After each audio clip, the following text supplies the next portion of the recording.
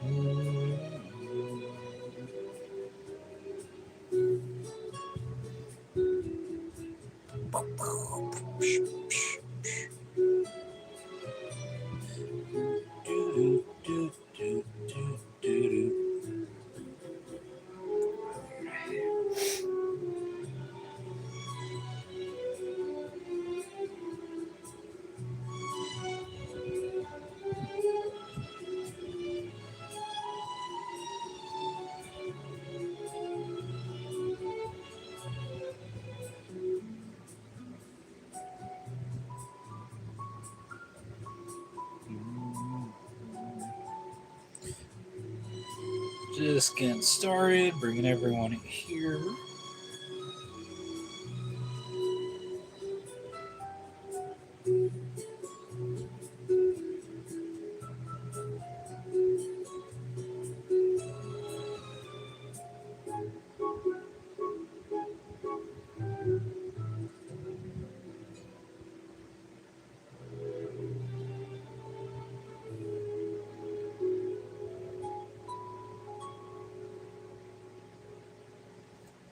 Summer's here. Who's ready for camp in a new Toyota? The scavenger hunt starts now.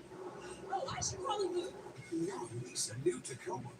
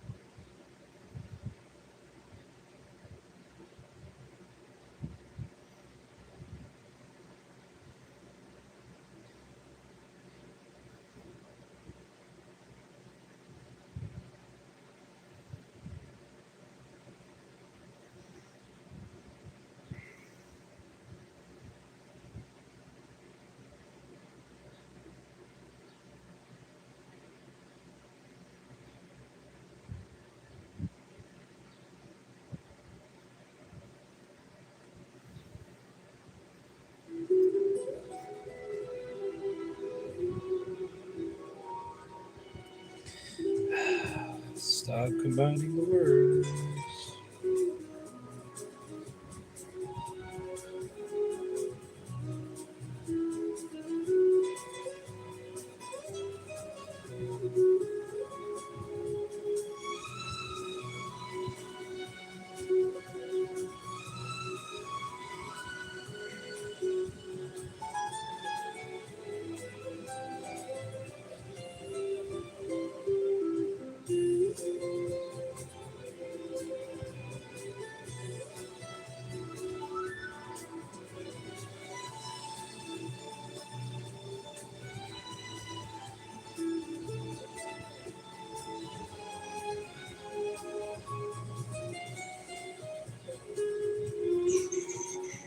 Sorry, guys, we'll get started in a second. I'm just doing my tags.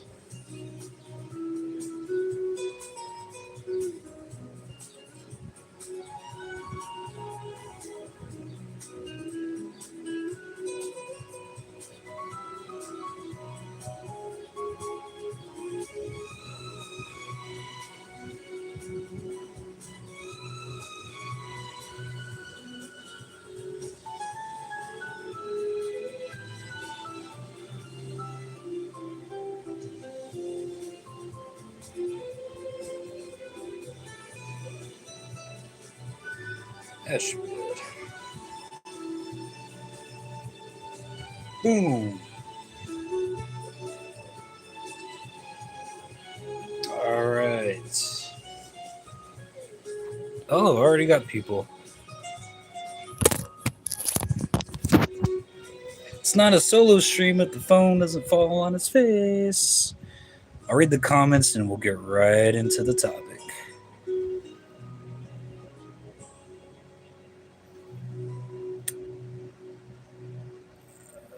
Nothing I really need to address. What's up, Diet Water? Favorite snack? Goldfish. What's up, Hypno? Can chat get a 180? Of what? How do you know D-Roll does he went to the cross for you? Okay, religion. I'm not going to go into that. What's up, Hypno? All right. Let's set the mood a little bit, shall we? Some creepy music. Clear. Ooh. There we go. Commercial.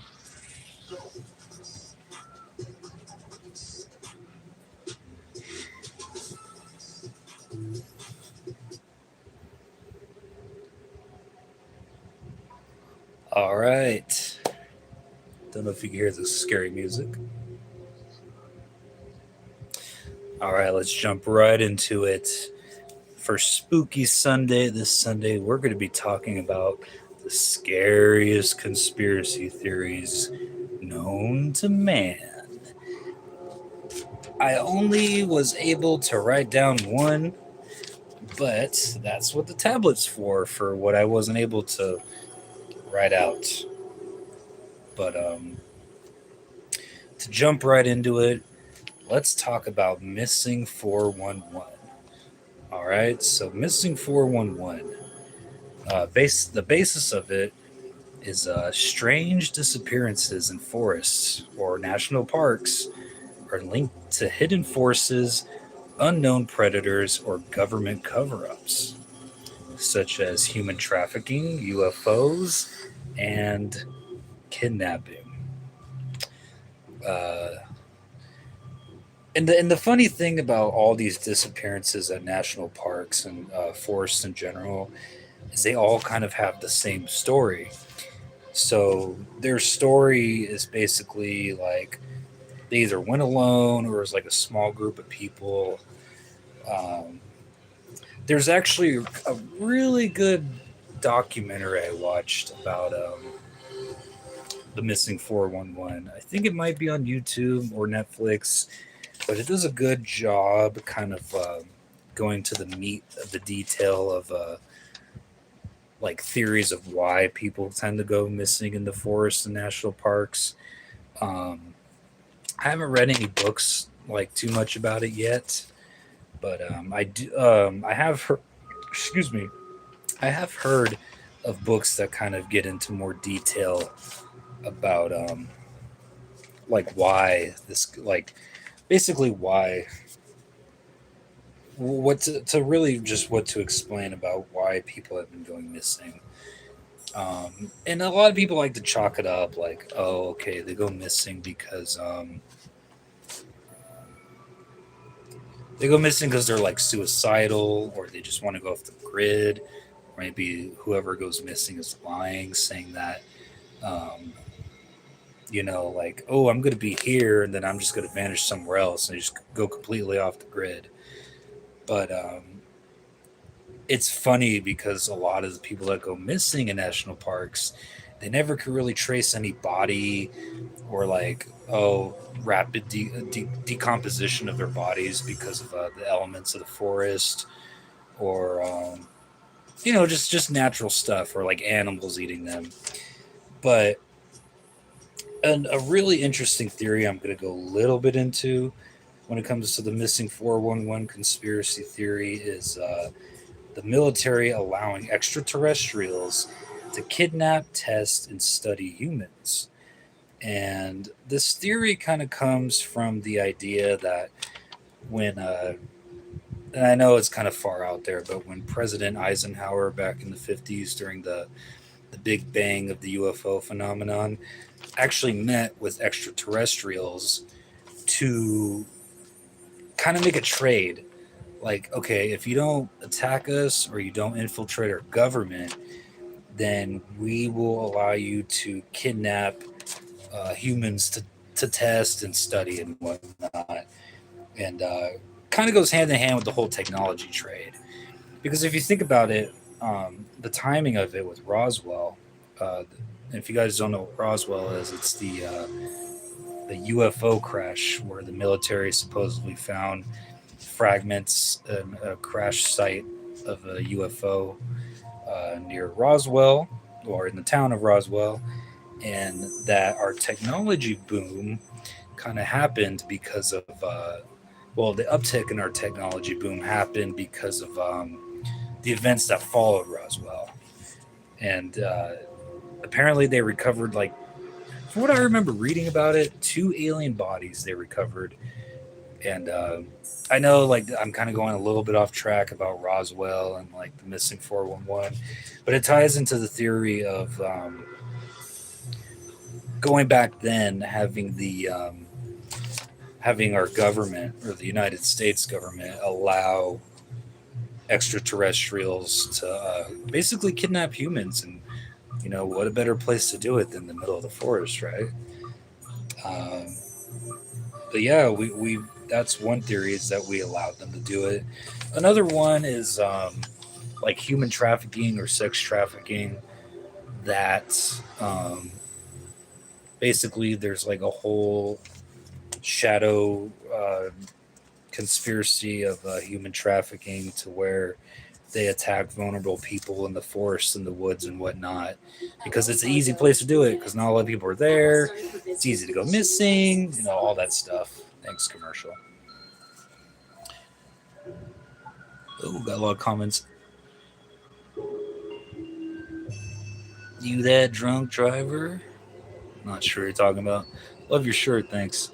Human trafficking from national parks is generally retarded. I mean, but can you think of, like, okay, so if you want to think or if you want to think rationally, like if you don't believe in aliens or any of that kind of crazy stuff, like, isn't it more possible in your mind that it could be humans behind the disappearances? I did kind of think it was funny that Hunter Biden, of all people, and again, I'm not conservative, but he actually has a tattoo on his back of the Finger Lakes. Well, the Finger Lakes basically has a very high uptick of missing persons cases. He belongs to a big government family that's behind the that's been theorized behind the human trafficking. What's up, Edward Scissorhands? We're just doing scary conspiracy theories on Spooky Sunday. Logistically trafficking a whole human body alive out of a remote location like a mountain is impossible on a large scale. True, but if you have a big operation behind it, anything's possible. What do you guys think? Like, what do you guys think is the most logical reason then, if you don't think it's human trafficking or an animal or aliens? I'd like to hear your thoughts. Do I work tomorrow? Yes, I do. There's cartel labs and grow ups found in national parks. I imagine if someone stumbled on it, they wouldn't be shoving it back up. I know what you did last Saturday. That sounds like a ripoff of I Know What You Did Last Summer. It would be way easier to traffic people out of small towns or heavily populated areas. Yeah, if you're thinking like logistically. I think people die and they don't get found because parks are big. The end. Well, I hope a serial killer doesn't get me either, man. They say nowadays that most serial killers are probably truck drivers because they go state to state long periods of time and it's easier to cover their crimes. And they like to pick up prostitutes. Hmm. Something to think about, right?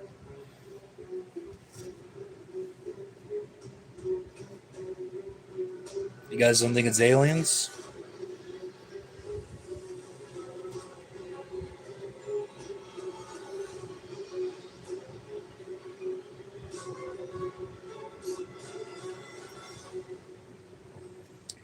He is the serial killer. How did you know?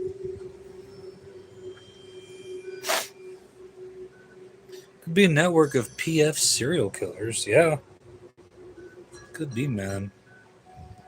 And I get what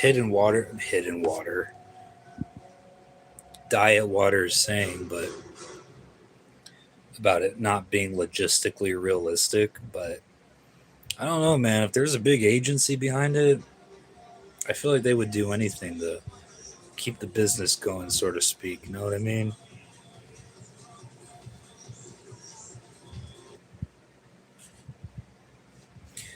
All right. So moving on, we're gonna talk, and I'm probably gonna butcher the name on this. But we're gonna be talking about the Dyatlov Pass incident, the frozen mountain mystery. Now, I don't have a lot of the details at the top of my head, so we're going to just read a little bit of a description about it. The Dyatlov Pass incident was an event in which 9 Soviet ski hikers died in the northern part of Ural Mountains Ridge in Russian SFSR, the Soviet Union, on February 1st or 2nd of 1959 under undetermined circumstances. The experienced trekking group from the Ural Polytechnical Institute, led by Igor Dyatlov, went on a hike of the highest difficulty level at the time and had established a camp on the eastern slopes of Kholat Cycle. Again, I get the Russians getting past me. Mountain. Overnight, the group cut their way out of their tent by knives. Mind you, middle of the night in freezing temperatures, cut out of their tent with knives and fled the campsite, inadequately dressed for the heavy snowfall, strong winds, and extreme cold temperatures as low as negative 40 Celsius, also negative 40th degrees Fahrenheit. After the group's bodies were discovered, an investigation by Soviet authorities determined that 6 of them had died from hypothermia, while the other 3 had been killed by physical trauma. One victim had major skull damage, two had severe two had severe chest trauma, and another had a small crack in his skull. 4 of the bodies were found in May 1959, lying in the running water in a creek, and 3 of them had damaged soft tissue of the head and face. 2 of the bodies had missing eyes, and one had a missing tongue. How does that happen? And one had missing eyebrows. The investigation concluded that a compelling natural force, elemental force, had caused the deaths. Numerous theories have been put forward to account for unexplained deaths, including animal attacks, an avalanche, or loud slab avalanche to their tent, appearance of a UFO or ball lightning, katabic winds, infrasound induced panic, conflict with local ethnic groups or fugitive criminals, a botched spy meeting with representatives of the Western Bloc, military rocket and nuclear testing involvement, or some combination of those factors. Recently, the Russian government reopened an investigation to the incident in 2019, concluding in 2020 that an avalanche had most likely forced survivors to suddenly leave their camp in low visibility conditions with inadequate clothing before ultimately dying of hypothermia.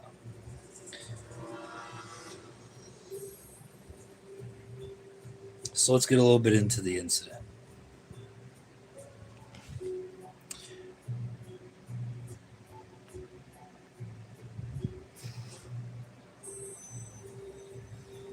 What's up, man? Thank you. It is spicy. All right, let's get into it.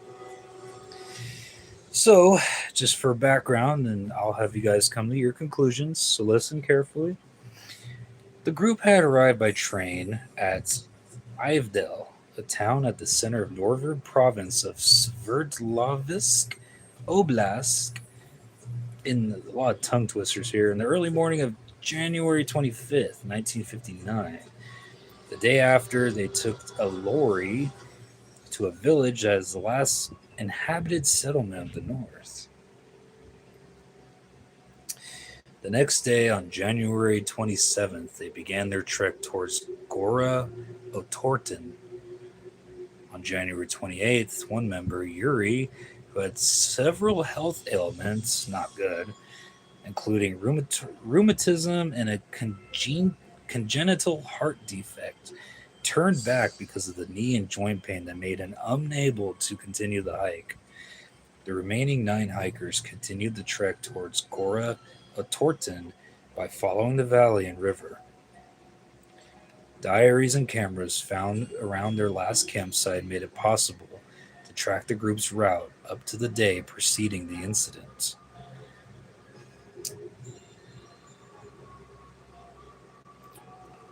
The next day, the hikers started to move through the pass. It seems they planned to get over the pass and make camp for the next night on the opposite side. But because of worsening weather conditions, snowstorms, and decreasing visibility, they lost their direction and deviated west towards the top of Kolat Cycle. I think I'm pronouncing that right. When they realized their mistake, the group decided to set camp there on the slope of the mountain rather than move 1.5 kilometers, which is roughly 1 mile, downhill to a forested area that would have offered some shelter from the weather. Yudin speculated Dyatlov probably did not want to lose the altitude they had gained, or he had decided to practice camping on the mountain slope. So let's get a little bit into explanation and theories. They can come to me for free? That's right. SafeLight can come to you for free, so you can get your windshield fixed anywhere you want at no additional cost. For free local service, go to SafeLight.com. SafeLight repairs. SafeLight replaces. Come on, commercials.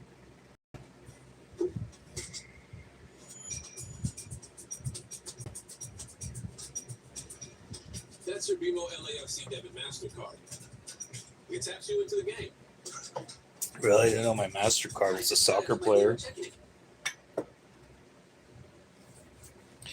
So let's get into the avalanche theory a little bit. On July 11th, 2020, Andrei Kurikov, deputy head of the Ural Federal District Directorate of the Prosecutor General's Office, announced an avalanche as the official cause of death for the Dyatlov group in 1959. Later, independent computer simulation and analysis by Swiss researchers also suggest the avalanche as the cause, summarizing Kurikov's report in the New Yorker.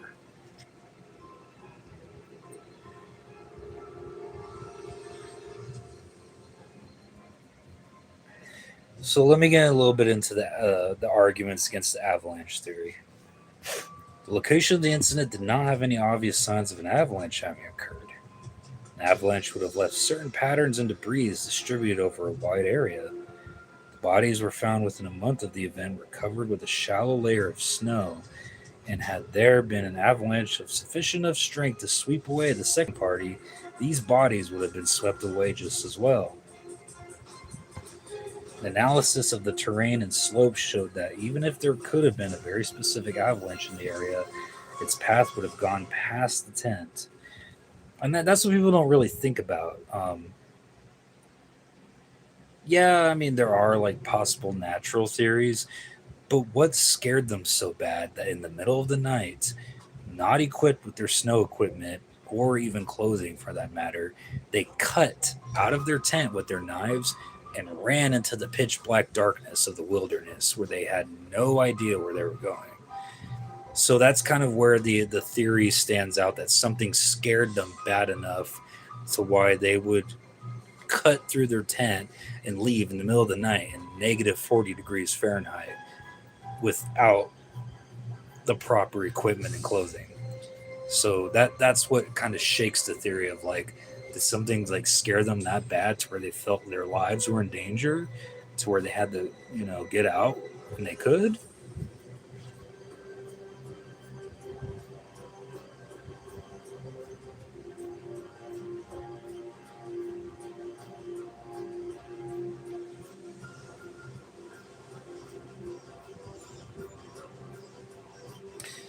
Oh, okay. So that ties into what I just said. So a lot of people are saying that maybe they weren't dressed because of a paradoxal undressing. Um, so, like when you have hypothermia, it can induce a behavior known as paradoxal undressing, in which hypothermic subjects remove their clothes in response to perceived feelings of burning warmth. So it's like you feel like your body's on fire, even though you're freezing to death. You just take everything off. Yorkshire Terrier have similar coloring with winter characteristics. That's why Royal Canin developed a range of formulas uniquely tailored to meet the needs of different breeds. Royal Canin, unique needs, precise nutrition. Did you know about 1 in 3 people with plaque psoriasis may also develop psoriatic arthritis? Finally, a stream who could read. If your symptoms are moderate to Thank severe you. plaque psoriasis, where would you go? Could be right, Diet Water. I'm subscribed and I like it. Thank you so much. Um, Here are some other theories. They were attacked by native Mansi people or other local tribesmen. Don't really think about that in Russia, do you? Excuse me. The local tribesmen were known to be peaceful, and there was no track evidence of anyone approaching their tents. They were attacked and chased by animal wildlife.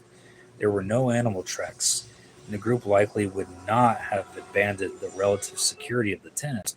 See, because that's what kind of backtracks that theory that they would even do that. High winds blew one member away, and the others attempted to rescue that person. That would be really fucked up. But a large experienced group would not have behaved like that, and winds strong enough to blow away people with such force would also have blown away the tents, which it did not.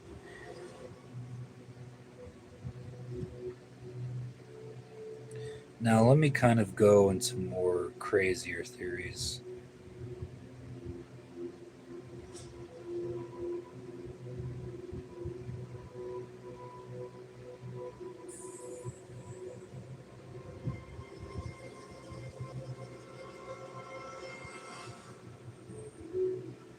Hope you guys are enjoying my spookiness on Spooky Sunday. Bigfoot? I swear I've heard of a Russian Bigfoot before.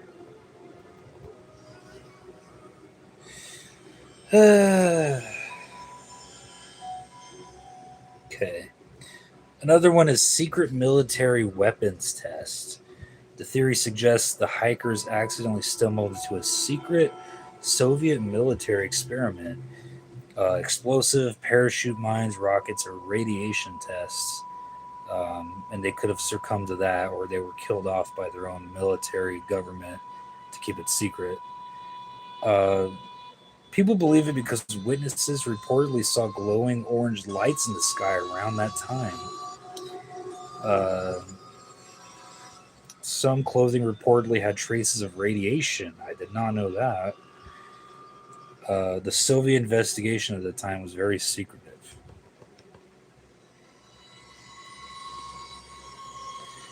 But going into what Diet Water said about a blast or shockwave, scared the hikers into cutting out of the tent. The authorities covered it up. Possible theory. They succumbed to the elements because of the shockwave. But what weakens that theory is no strong evidence of a major explosion site or deliberate cover up has surfaced. The radiation evidence may have ordinary explanations related to prior work some hikers have done. Infrasound, otherwise known as the panic wave. The theory is wind moving over the mountain created low frequency sound waves that triggered irrational terror or panic. So, kind of going back into the earlier theory of why they were already distressed under the elements they were conditioned to. So, something like that scared them because they weren't used to it, and it's what got them out in the elements to run away, but being ill equipped, you know. But the problem with that theory is evidence for the specific scenario is weak and often debated. Hmm. Okay, guys, you're gonna like this one. Yeti or unknown creature. This theory suggests the hikers encountered an unknown creature in the mountains um, that maybe scared or ripped them out of their tents, and they succumbed to the injuries.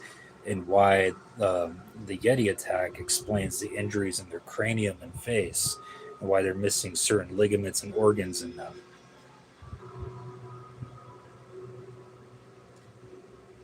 But no credible evidence supports it. So there's a spy thriller theory as well. This theory suggests some hikers were secretly intelligence agents involved in a Cold War operation gone wrong.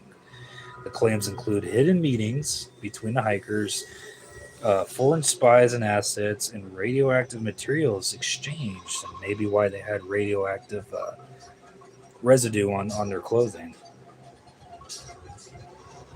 Sounds believable because the Soviet Union was extremely secretive at the time, especially because of the Cold War.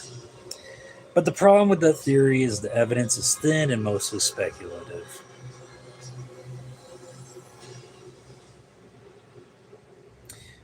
So, going back to the indigenous attack theory, the theory suggests local indigenous Mansi people attacked the hikers. We were just talking about that.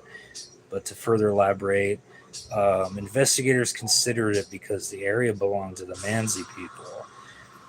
But it's largely rejected because there were no signs of struggle. The Mansi helped search efforts, and no convincing evidence tied them to their deaths. But here are some of the creepy details that people kind of obsess over for the theories.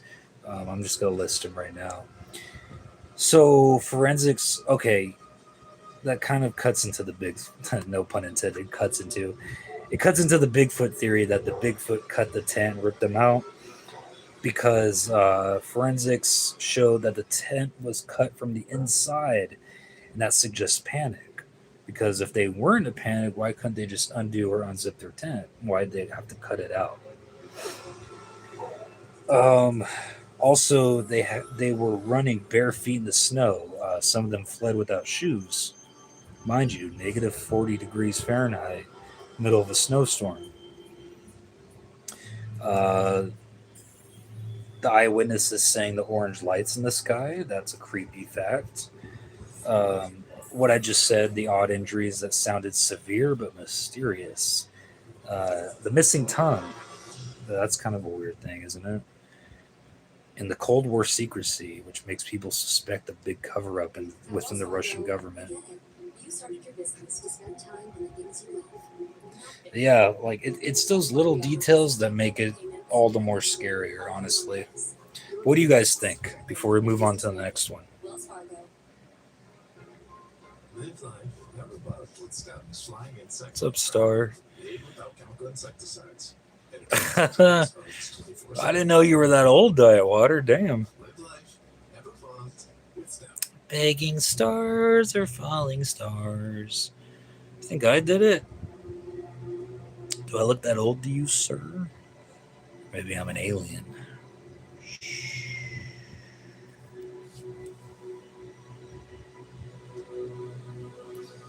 Any lasting theories or conclusions you guys have before we move on?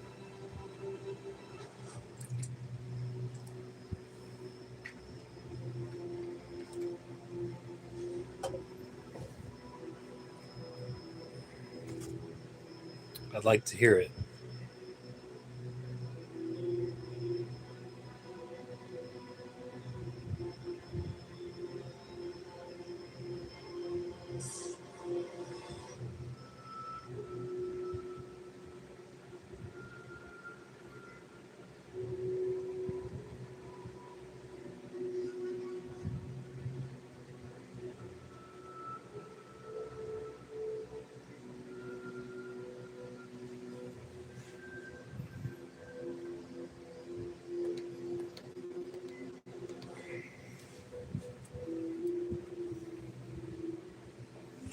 not, we'll move on in just a second. Hey, what's up, Jacoby?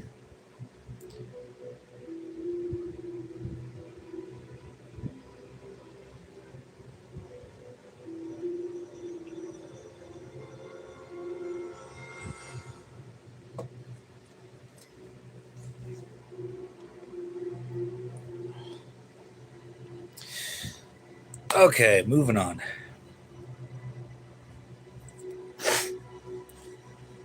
This one, this one is the Denver International Airport conspiracy or conspiracies, the deep rabbit hole. So, if you guys don't know any background about it, the Denver airport, Denver, Colorado, has a lot of conspiracies floating around of it. Um, they tend to I mean, it's naturally just, I've never been there personally, but people that have been there have said it's a really creepy place. You have that creepy ass horse statue named Lucifer right outside the airport, and the guy that made that statue ended up being killed because he was crushed to death by it, so it's already unnaturally cursed. And how there's like a big underground tunnel system with it. Um, there were videos of like a talking gargoyle statue they did as like a tongue-in-cheek thing for the conspiracies. Um, this is just from what I know, and the murals that used to exist there before they got taken down because public opinion soured on it, of like a dystopian, and I'll show pictures as I get into it. A dystopian nightmare of like a military guy with a sword stabbing a dove of peace, and like it has women and children and society crumbling and suffering around this caricature. And it's like, why would you put such a weird, like George Orwell type of mural painting in an airport of all places? But let's get into that a little bit. The general gives you a break, whether it's on car insurance or a break from your car acting up.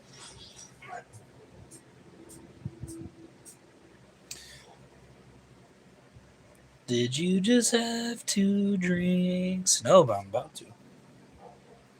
Cheers.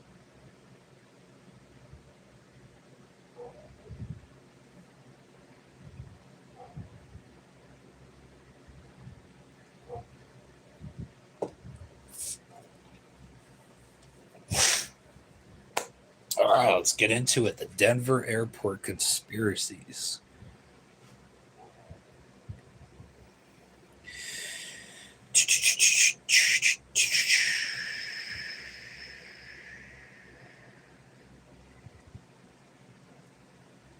Shall we?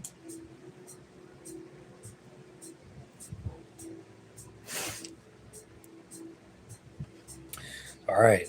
The Denver International Airport, the deep rabbit hole. The conspiracy theories around the Denver International Airport are basically the Avengers of conspiracy lore. Secret societies, apocalypse symbolism, underground bunkers, aliens, hidden governments, Nazis, coded message, and weird art all rolled into one place. It started almost as soon as the airport opened in 1995. Wow, I didn't know it opened that recently. And grew because the airport is genuinely unusual in ways that feed on speculation.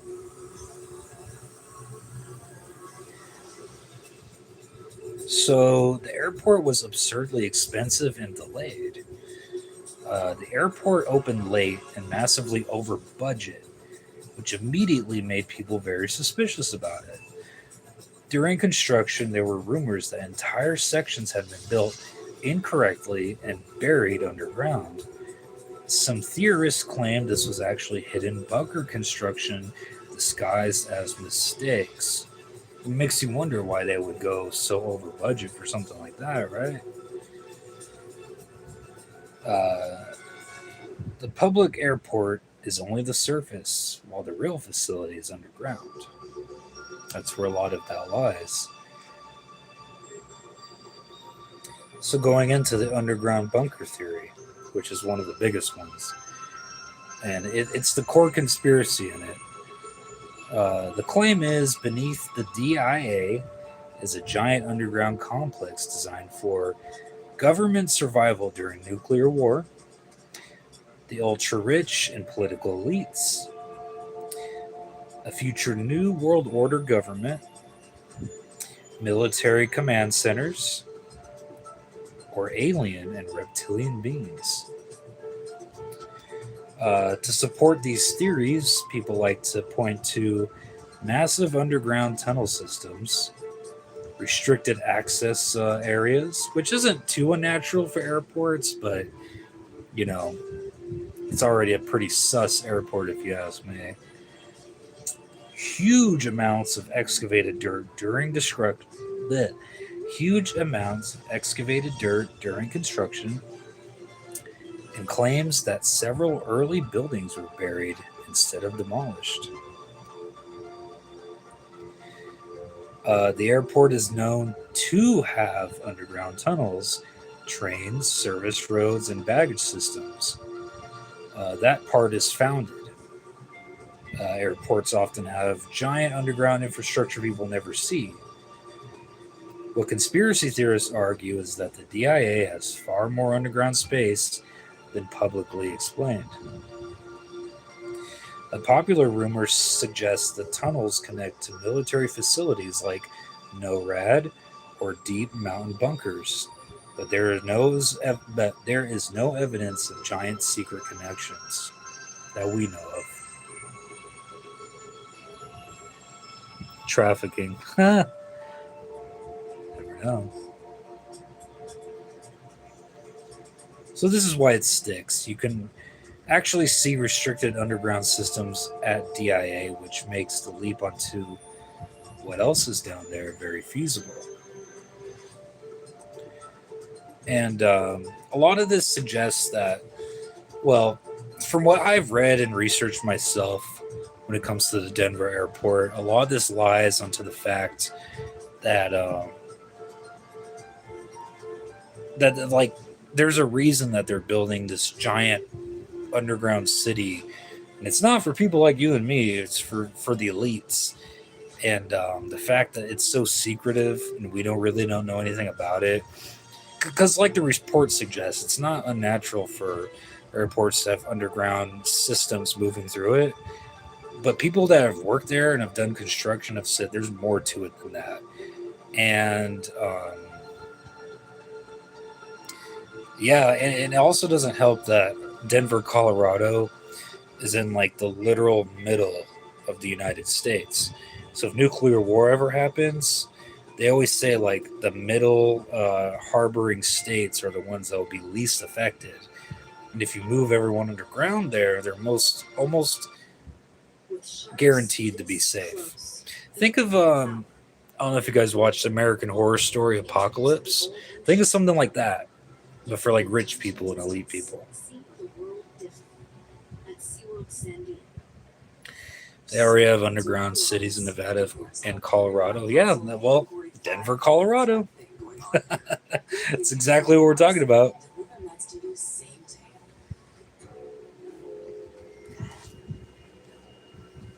Okay, and I will be showing pictures of this, so viewer discretion is advised.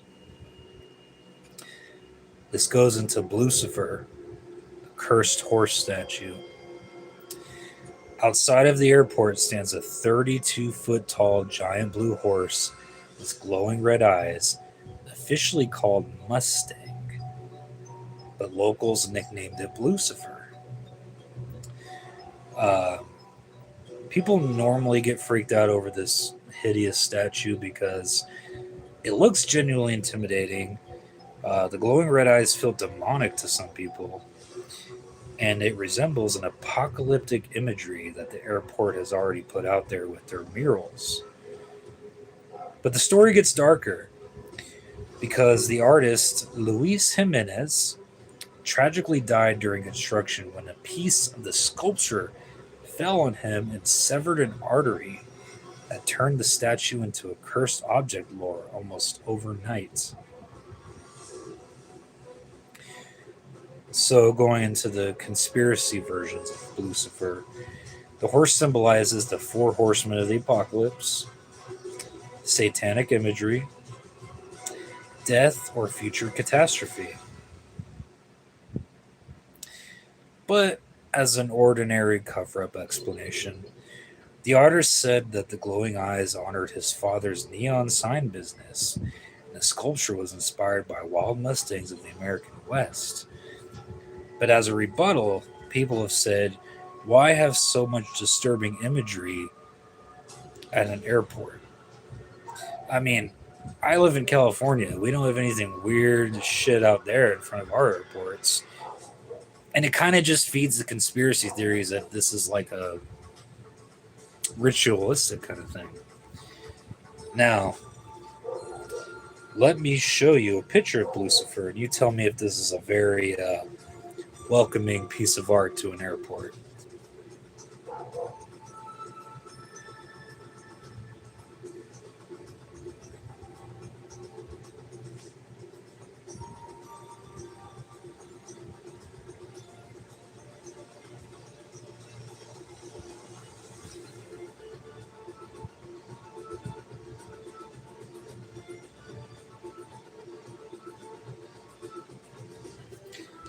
Does this look like a welcoming piece of art to your airport? So I'll try to show it the best way I can. Look at that, dude. And mind you, this was the same statue that killed its artist. Doesn't look very welcoming to me, man.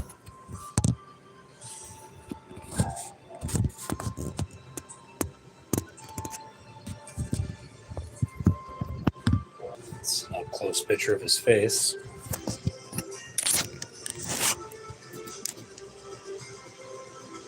Yeah, very welcoming to an airport, don't you think? And I'm not going to show the genitals, but it has very detailed imagery of the genitals. And I don't know, it looks fucking menacing. And the fact that it killed its own artist makes it even creepier.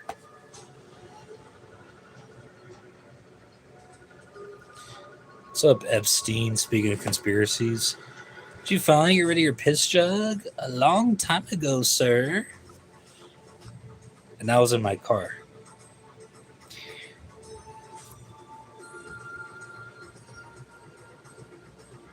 It was built by the Freemasons at the Denver airport. That's easy to believe. All right, speaking of piss jugs, I got to take a piss break real quick, and I'll be right back. Stay tuned. Denver airport.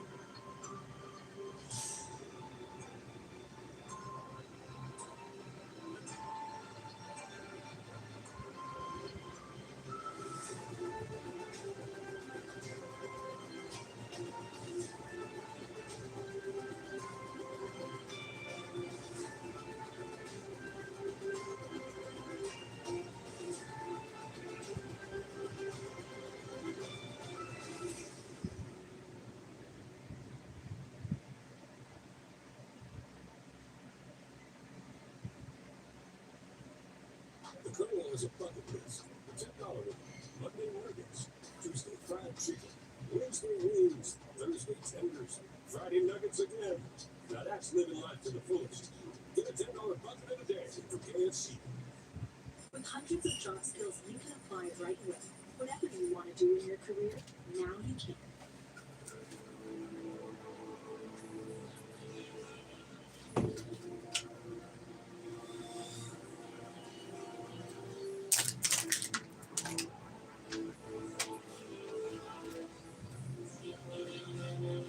I'm back. I'm back.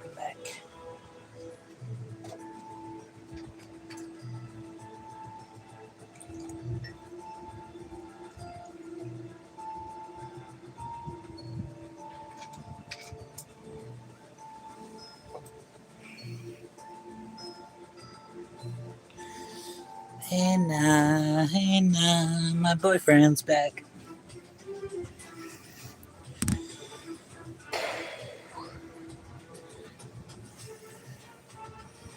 Can I do the story on Wolfman? I probably can. I mean, I don't think a shit would take that fast.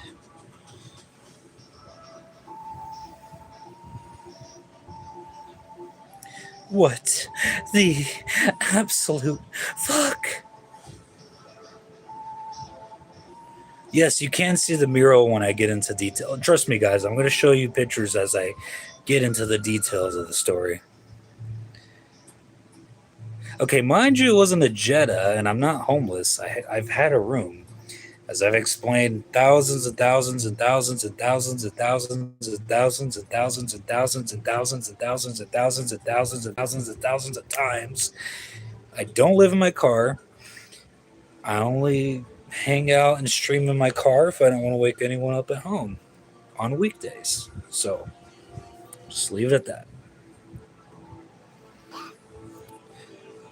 The Dogman murderers?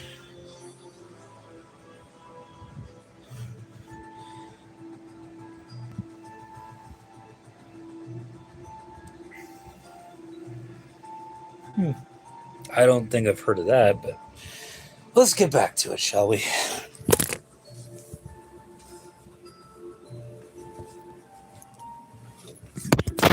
Whoa.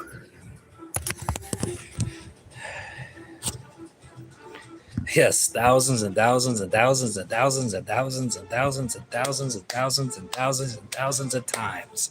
I have explained I'm not homeless. I live in a house with a room. I just can't always stream in my room during weekdays. I don't want to wake anyone up. Mothman's a good one, D-Rolla. Yeah, my Wi-Fi sucks. Oh, you shut your cute ass up. Okay. We gotta get back to the conspiracy theories.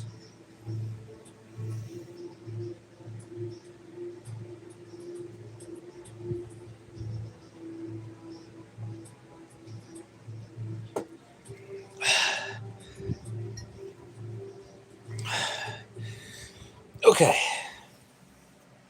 Denver Airport, shall we?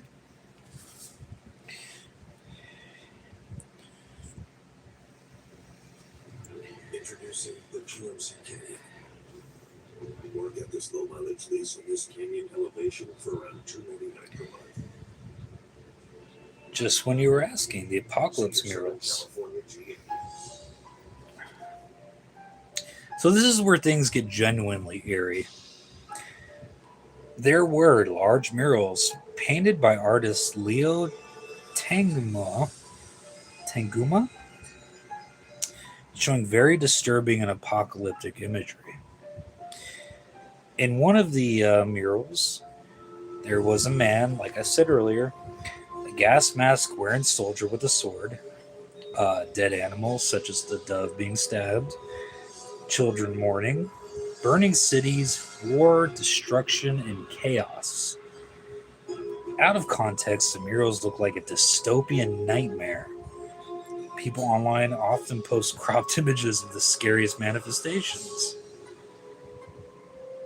So the conspiracy interpretations of these murals are predictions of global catastrophe, plans for depopulation, New World Order propaganda, and hidden warnings about the future.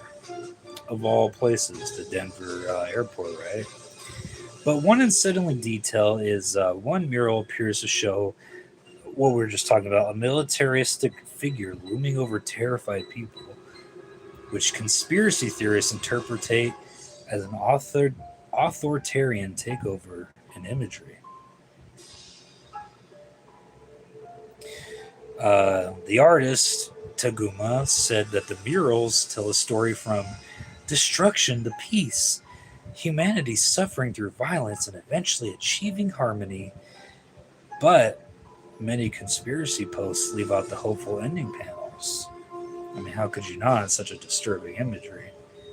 But still, even people who don't believe in conspiracies often admit the art feels weird for an airport. I think so. And I will show you the imagery in just a second. I'm just going to get another soda.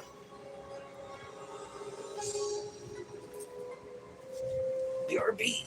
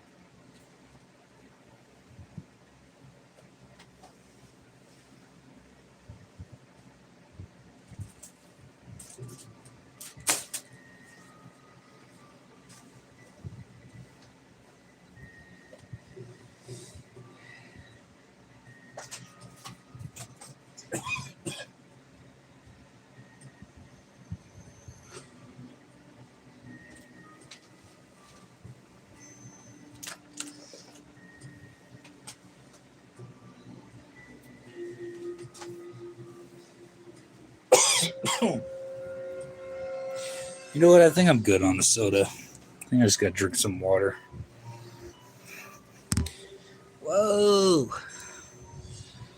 I know soda's bad for me. Funny you said that because I'm like, should I? No. I'm a soda fiend. That's the biggest conspiracy.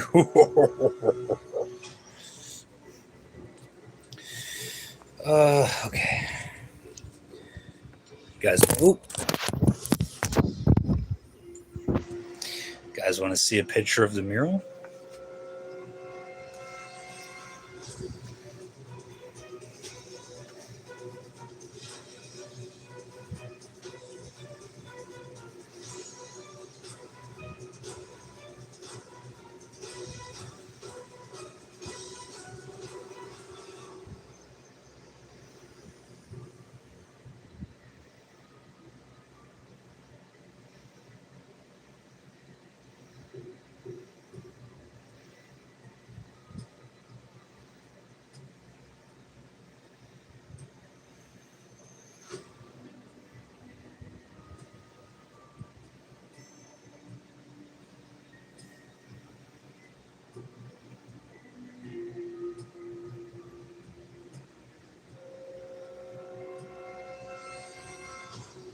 So here's the one with the military guy.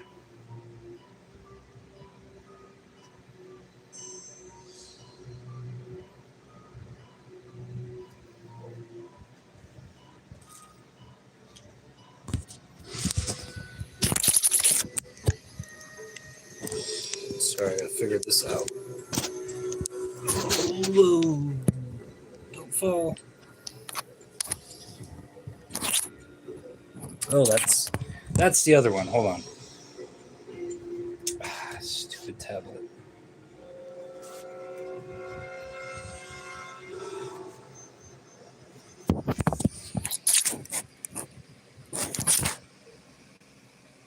So your financial plan covers your family vacation and the causes you care about. Am I missing anything else? More grandkids. Plan your finances for the people. Of course, he's not showing it because the glare is fucked up. This is the best I could show it. 40% off select home decor at Home Does that look like a welcoming? Look with what's you. Find everything you need. Does that look like a welcoming mural to you and your children at the airport? Shop 40% off select home decor I don't think at so. Hobby Lobby. Looks pretty totalitarian to me.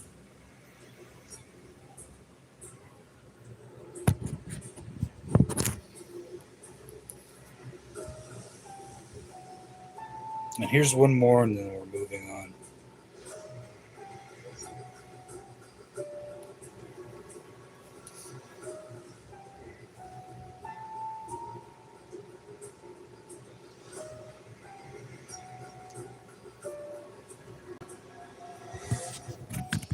Tell me this doesn't look apocalyptic to you. Does that look like a welcoming mural you'd have in an airport? I don't think so. And yes, Denver Airport.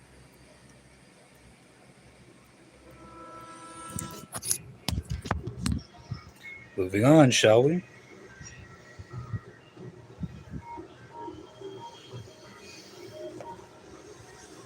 Doing a pretty big deep dive on this airport, aren't we? Oh, I've seen that. It's very Cold War Orwellian. Yeah, you think that's a welcoming image to have at your airport of all places? I don't think so. All right, what's your question, real quick? Like I said, you don't have to ask.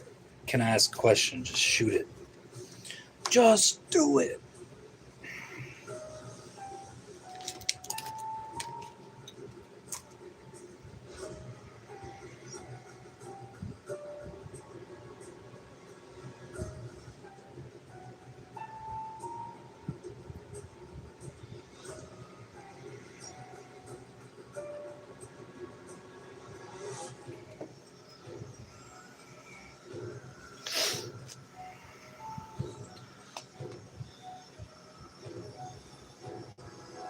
I don't know if they were, but that would be interesting.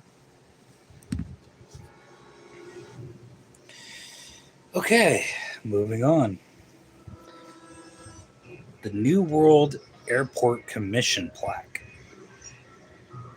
One of the weirdest, this is considering the Lucifer statue and the murals.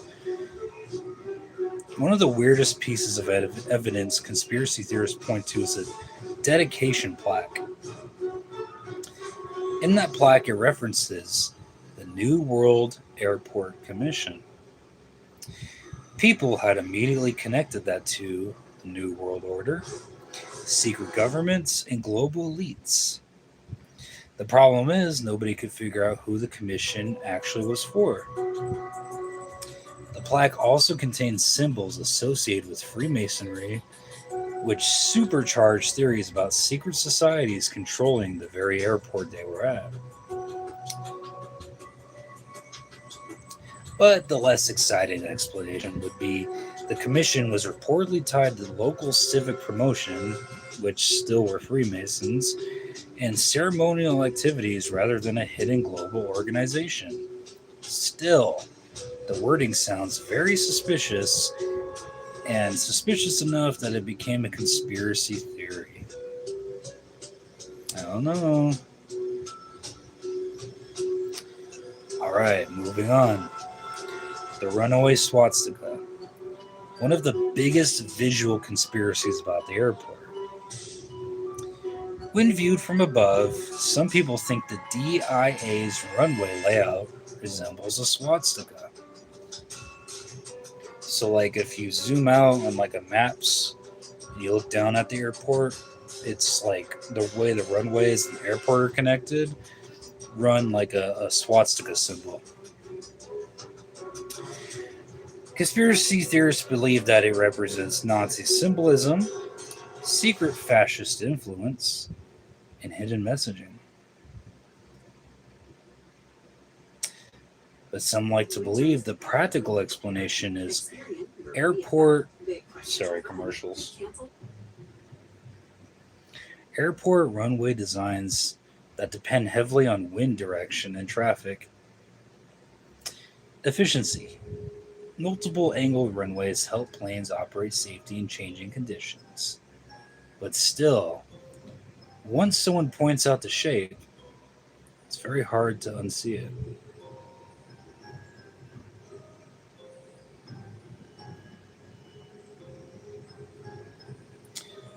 All right, another thing about the creepy ass airport. There are gargoyle statues in baggage claim. Conspiracy theorists often ask, why put gargoyles in the airport? The claims include occult symbolism, protective magic over the airport, and hidden warnings. The airport says they're playful protectors of luggage and lean into the joke over time. The Denver International Airport literally started trolling conspiracy theories with signs referencing lizard people and secret layers during renovations. So let's get into the alien theory, shall we? Aliens and reptile elites. This is the most discussed thing about the airport when it comes to conspiracies on the internet. The claim the airport secretly houses reptilian humanoids, underground alien facilities beneath the airport, and secret meetings of the elites. Why? Because the airport is, for one, it's huge. There are confirmed tunnels. The art, as we just discussed, feels very ominous and apocalyptic. And the government secrecy surrounding it already exists elsewhere. There's no evidence for this, but it became a meme so big that the airport started joking about it publicly. And that kind of ties into the theory where they have to tell you what they're doing, so what they're doing has better karma with it. But if you guys look on YouTube, there is a video of a gargoyle that's manually controlled like a robot that like talks and taunts people that they had at a very short time at the airport. So it's like, are they basically just waving it in our faces and taunting us, or does it link to something deeper? So for you to decide.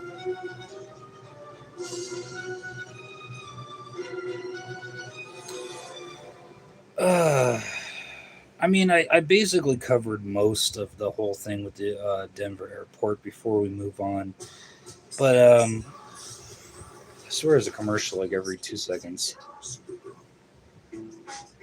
Go from clogged to clear in 15 minutes with Drano Max Gel.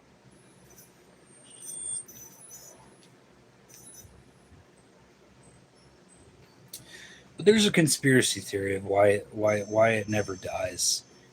Because the Denver airport works as a conspiracy magnet because it mixes real weirdness with its strange art, giant creepy horrors, hidden infrastructure, government secret vibes, Cold War fears, visual symbolism, and a giant place most people only partially see.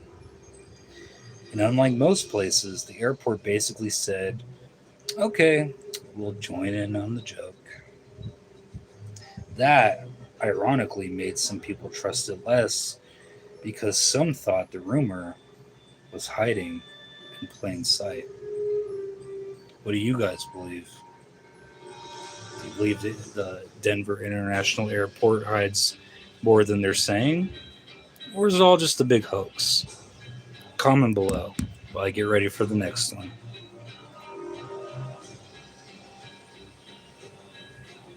Okay, I will cover the Wolfman murders. I'm just doing the basics of my conspiracies now. But hold on to that. I'm going to get ready for the next conspiracy.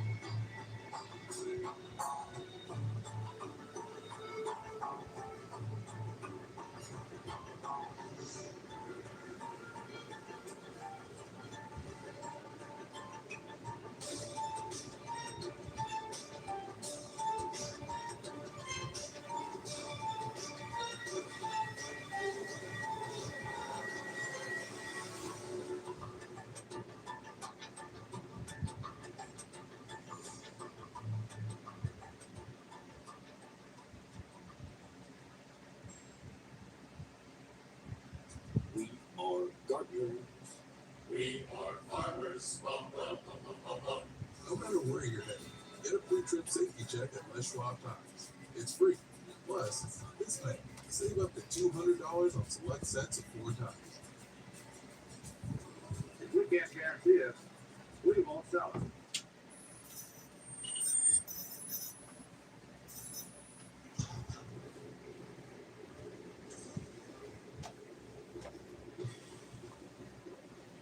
All right.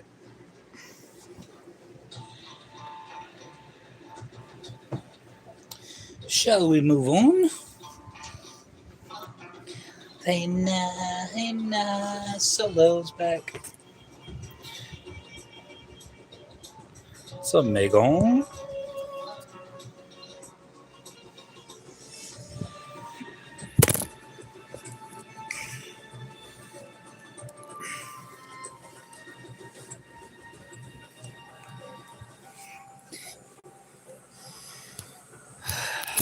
Excuse me, my phone loves dropping.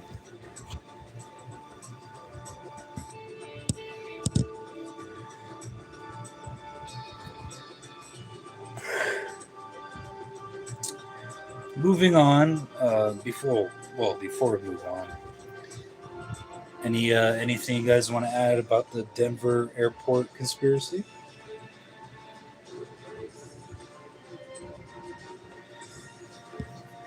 It's a fallout bunker. It sounds like it, dude.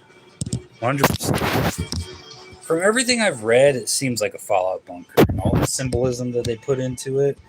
It's to help their karma. So when the time comes, to be a swift transition. You know what I mean?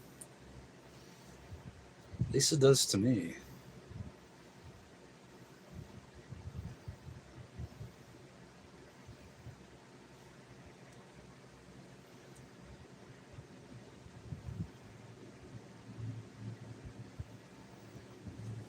Any conspiracy theories regarding the deleted scientist? There's been a few, and I might get into that a little bit later because I have my own theories on that.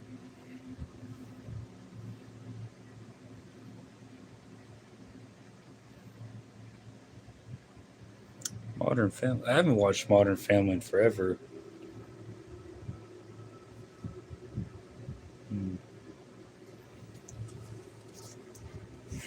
Hang on a second. I'm going to get the next conspiracy theory ready for you guys.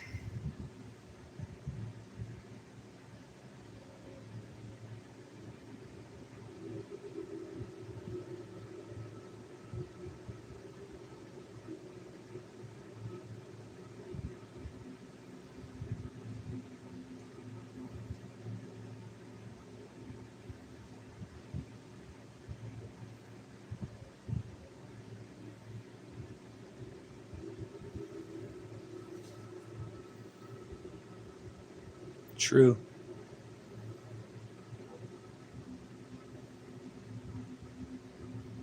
Under Whitechapel in London? I didn't know that. That's pretty fucked up.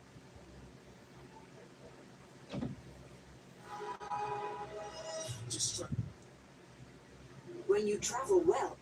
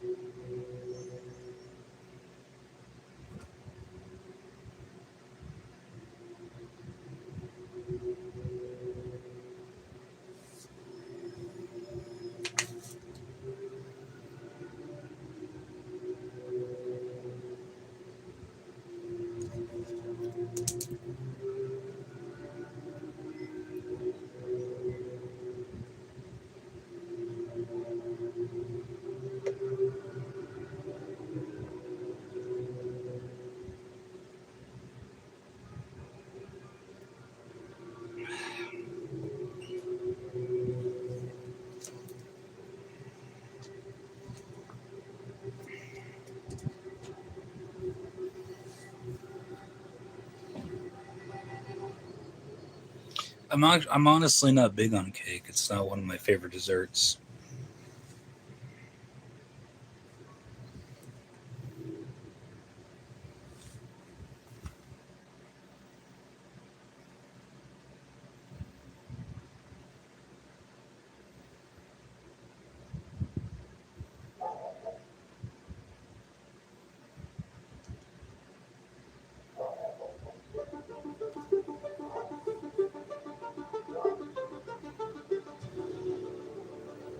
You guys ready for the next one?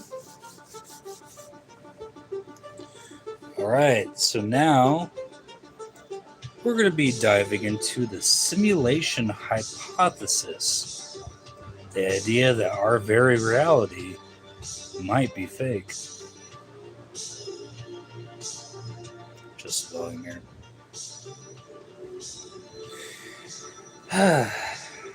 So the core idea of the simulation theory. You guys ever watch The Matrix? So basically, it's what if our reality is actually artificial? Not metaphorically, but literally. That your memories, history, emotions, the universe, and every person you know, all of it exists inside an unimaginably advanced simulation. So there's a little bit of an origin to this. The modern version became famous because of philosopher Nick Bostrom in 2003. His argument wasn't, we definitely live in a simulation. It was more like, if civilizations survive long enough and become technologically advanced enough, simulated realities may become extremely common. And if simulated worlds massively outnumber real worlds, then statistically, you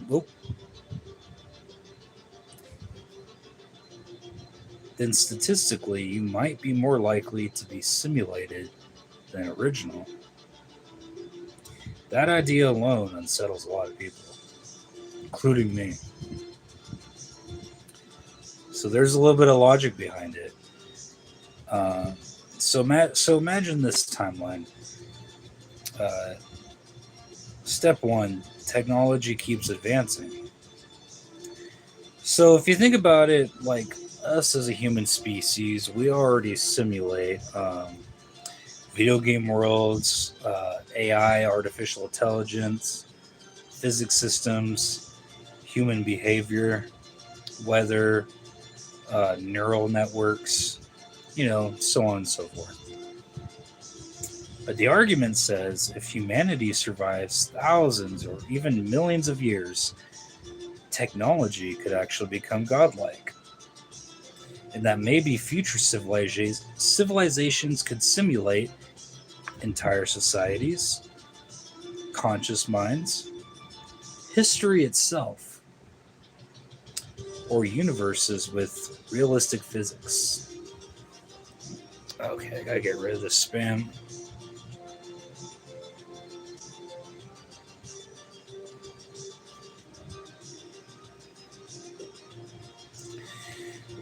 Moving on. Step 2. Simulated humans become conscious. And this is kind of where it gets a little bit eerie. Not that it already wasn't, but if consciousness can emerge from information processing, then simulated beings might not realize that they're actually simulated. Meaning, a simulated person would feel exactly how you or I feel right now. Self-aware, emotional, the certainty that they're real, and so on.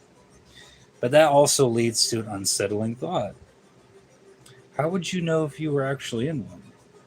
If it felt as real as you and I, so and I talked about this before, like dreams, where like you dream of something and it feels so real that you usually it takes you a while to process what's actually happening when you wake up from it.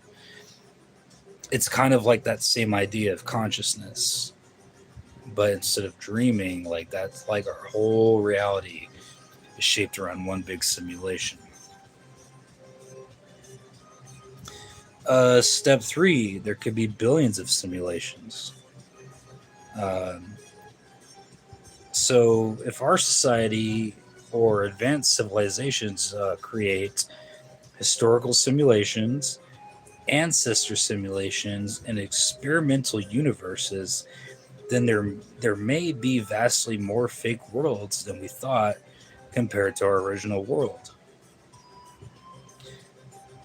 kind of think of it like this: if there's a one real civilization, like the civilization that we live in, then there's also the possibility of millions and billions of simulations all existing in one.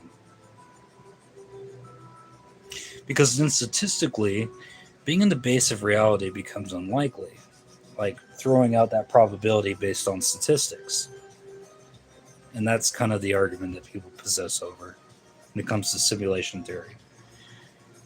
But the conspiracy version does get kind of weird, or it gets weirder. Um, Conspiracy communities turn the idea into something darker. Number one, the simulation is controlled. Some people believe that governments know reality is simulated. The elites themselves discovered the truth, and certain symbols or rituals manipulate the code, meaning our very reality on it. This is kind of where the simulation theory emerges with the conspiracy culture, because the fear becomes, someone else has the privileges to rule over us that we already experience in our everyday lives, but on a deeper level.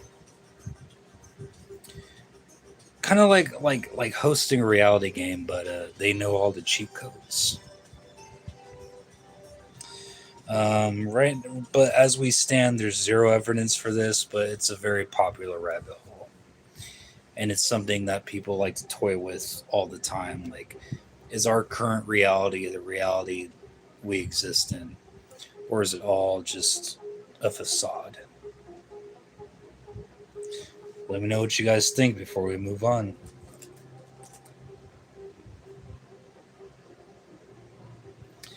I mean, we're still going to get a little bit into the simulation theory, but we're going to go a little bit deeper. But let me know what you guys think of that so far.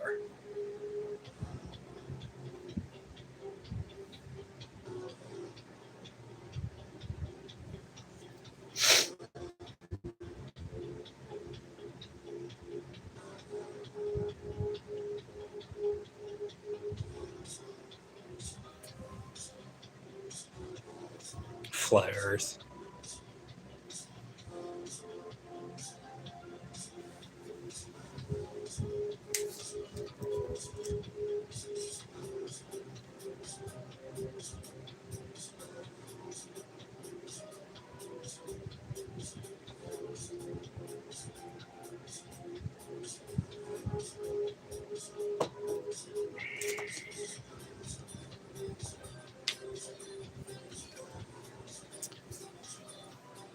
So you think, D-Rolla? So you think. Okay, moving on. Hope you guys like my reading narration voice. I try to make it a little ominous. So, do you guys know what an NPC is? Non-playable character. So, like when you play video games, you have people that you may or may not interact with that are it's a non-playable character. Nobody you could play as. They just kind of exist to exist. Well, this kind of latches on to the simulation theory. And this is one of the internet's stranger ideas. Some claim many people aren't truly conscious like you and I. They're NPCs, non-playable characters, like background people in video games.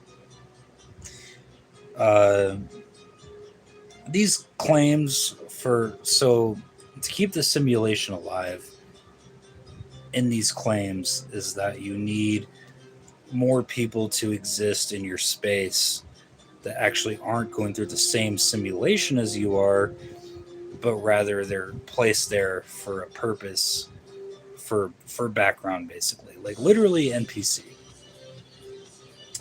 These claims include repetitive behavior, predictable reactions, and lack of deep thought. And like, you ever go to a grocery store and like some people are just like pushing their carts, or they stop middle of the aisle Their like brain glitches out. It's kind of something like that.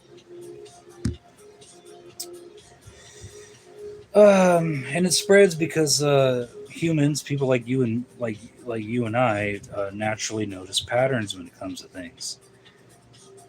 But it's problematic only because it can encourage seeing real people as less human, which is very supported by real evidence. But the NPC idea is the one that helps steamroll the theory that we're in a simulation, because not everyone in our reality serves a purpose. They're all just placed there statistically. Like if you play Grand Theft Auto and there's people walking around, something like that.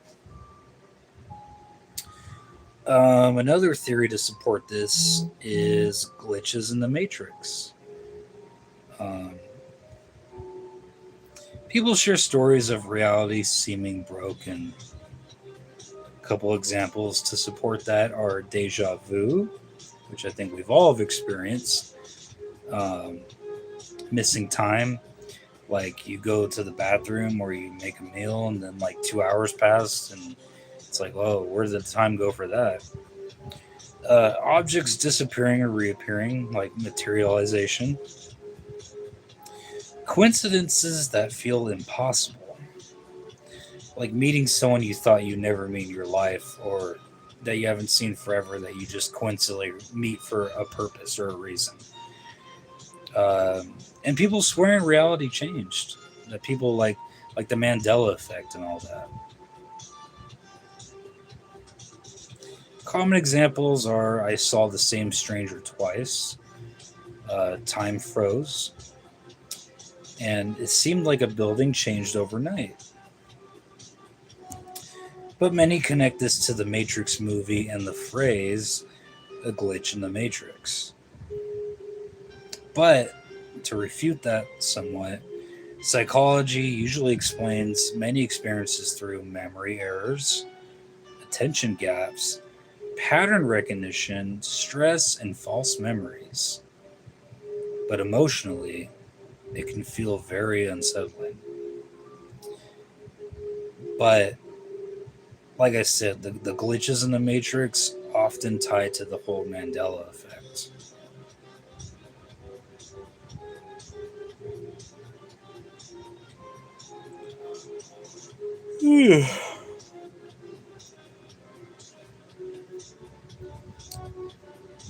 And I will get into the Mandela effect right now. So, to tie into the last one with simulation theory, the Mandela effect is one of the simulation theory's biggest rabbit holes. This is when a group remembers something differently from actual reality.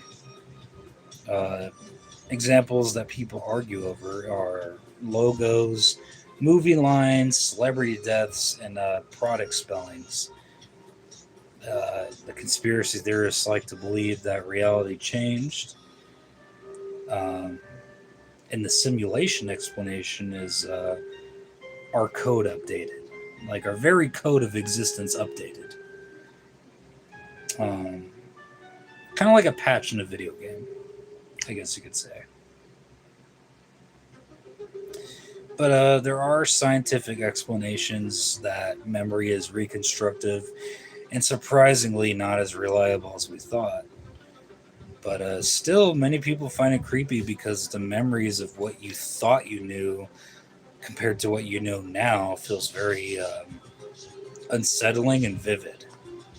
Like to me, with the Mandela effect, I will go to a fucking grave saying that it was the Berenstein Bears and not the Berenstain.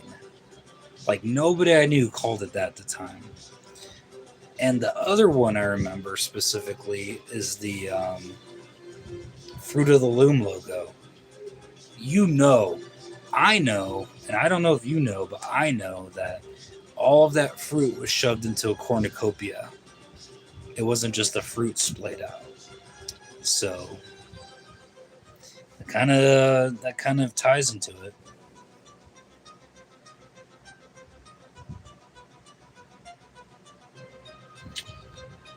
What's up, Drift?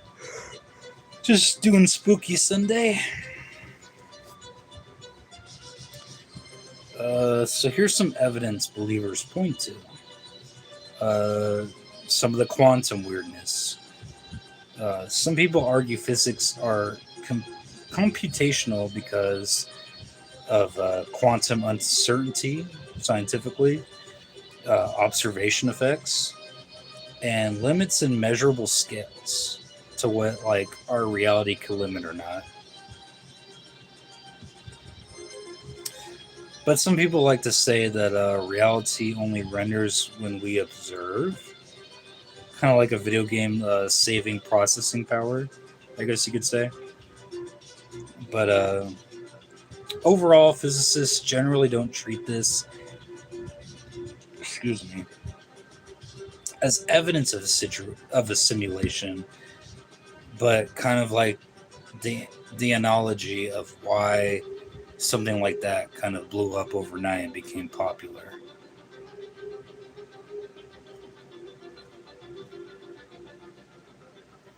It was always Bernstein. I remember because people said Bernstein. I had the books and was surprised seeing Bernstein as a 6-year-old. Meow.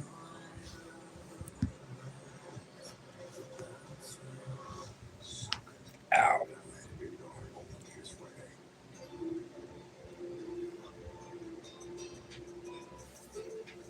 Give me a second here. You gotta plug my other phone in.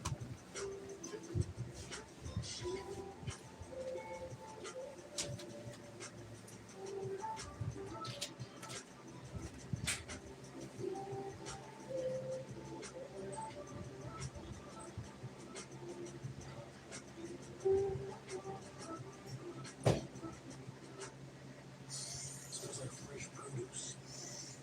Delivered daily. It's an old. Cheap flights and safe hotel. Sassy animals delivered. Remember all that crazy stuff we used to do for travel deals? If you confuse the internet, the prices go down. Into the browser, try and tap, get refreshing pepper and search incoming. Searching. Scanning the skies for ideas. Try not to tap. Keep refreshing. But now Skyscanner makes it so easy to search all our favorite travel sites with one simple search.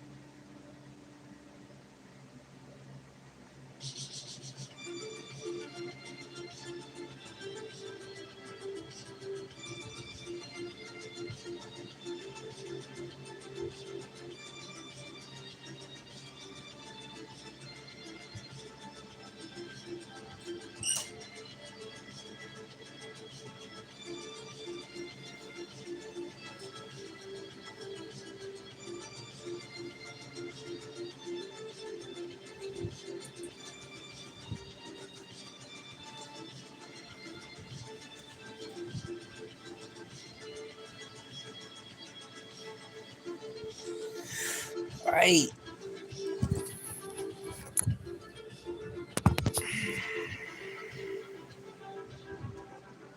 Never knew.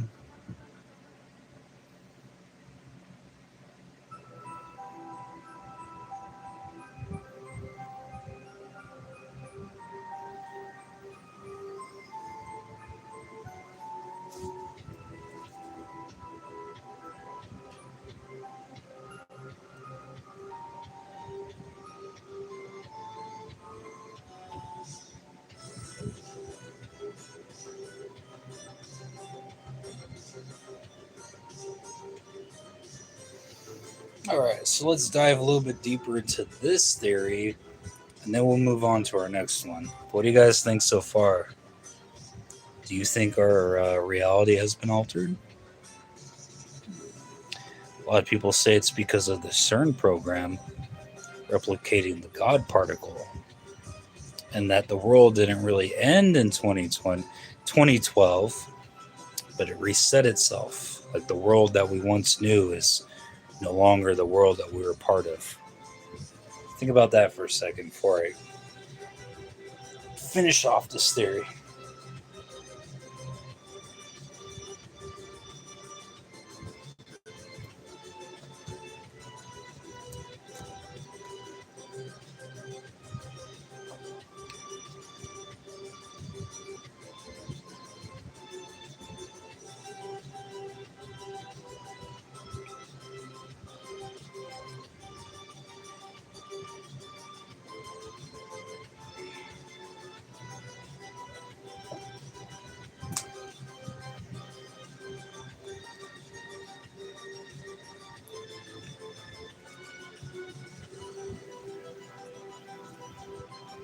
industry plants. Wait, did somebody say spooky month? Who are those little pumpkin boy and skull boy? Dancing like they own the place. If you know, you know. I mean, I'm spooky all year round. I just thought it was a good idea for my channel to have a spooky Sunday. Woo. All right, let's dig a little deeper and then move on.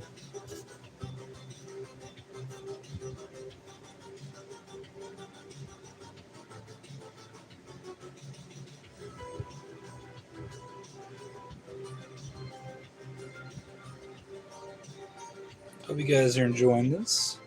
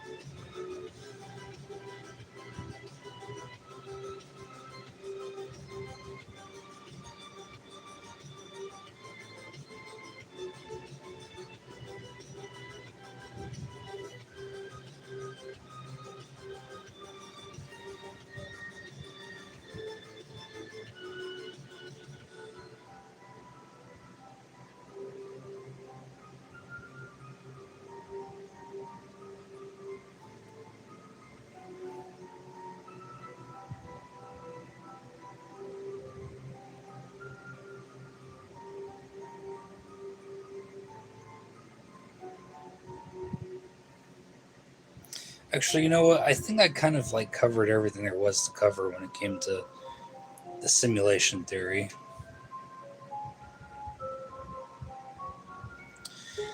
So, moving on. Let's find some prompts for that, shall we?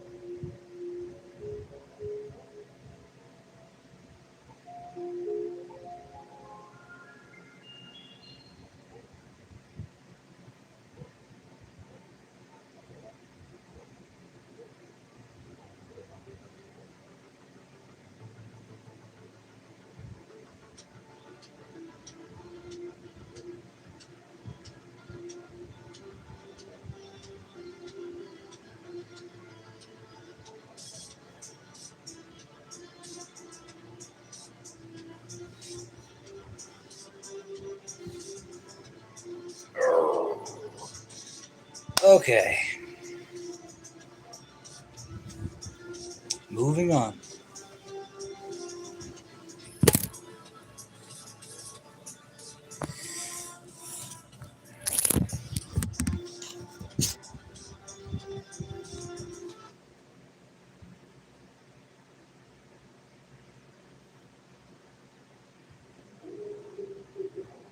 At first, she thought it was a coincidence. Turns out, What's behind me? quite literally. Explore your story.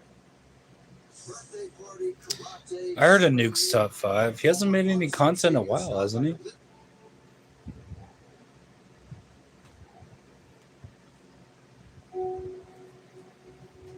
Okay.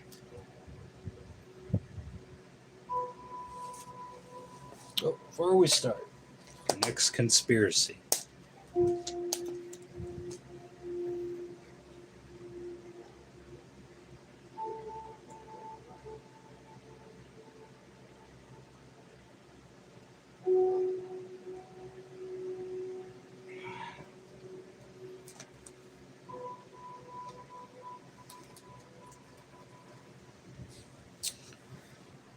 All right. Are you guys ready to delve into the next conspiracy?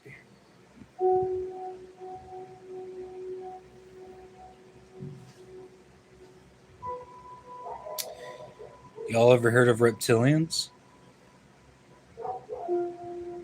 The reptilian conspiracy, also called the reptoid or lizard people theory, is one of the most bizarre and famous modern conspiracy theories.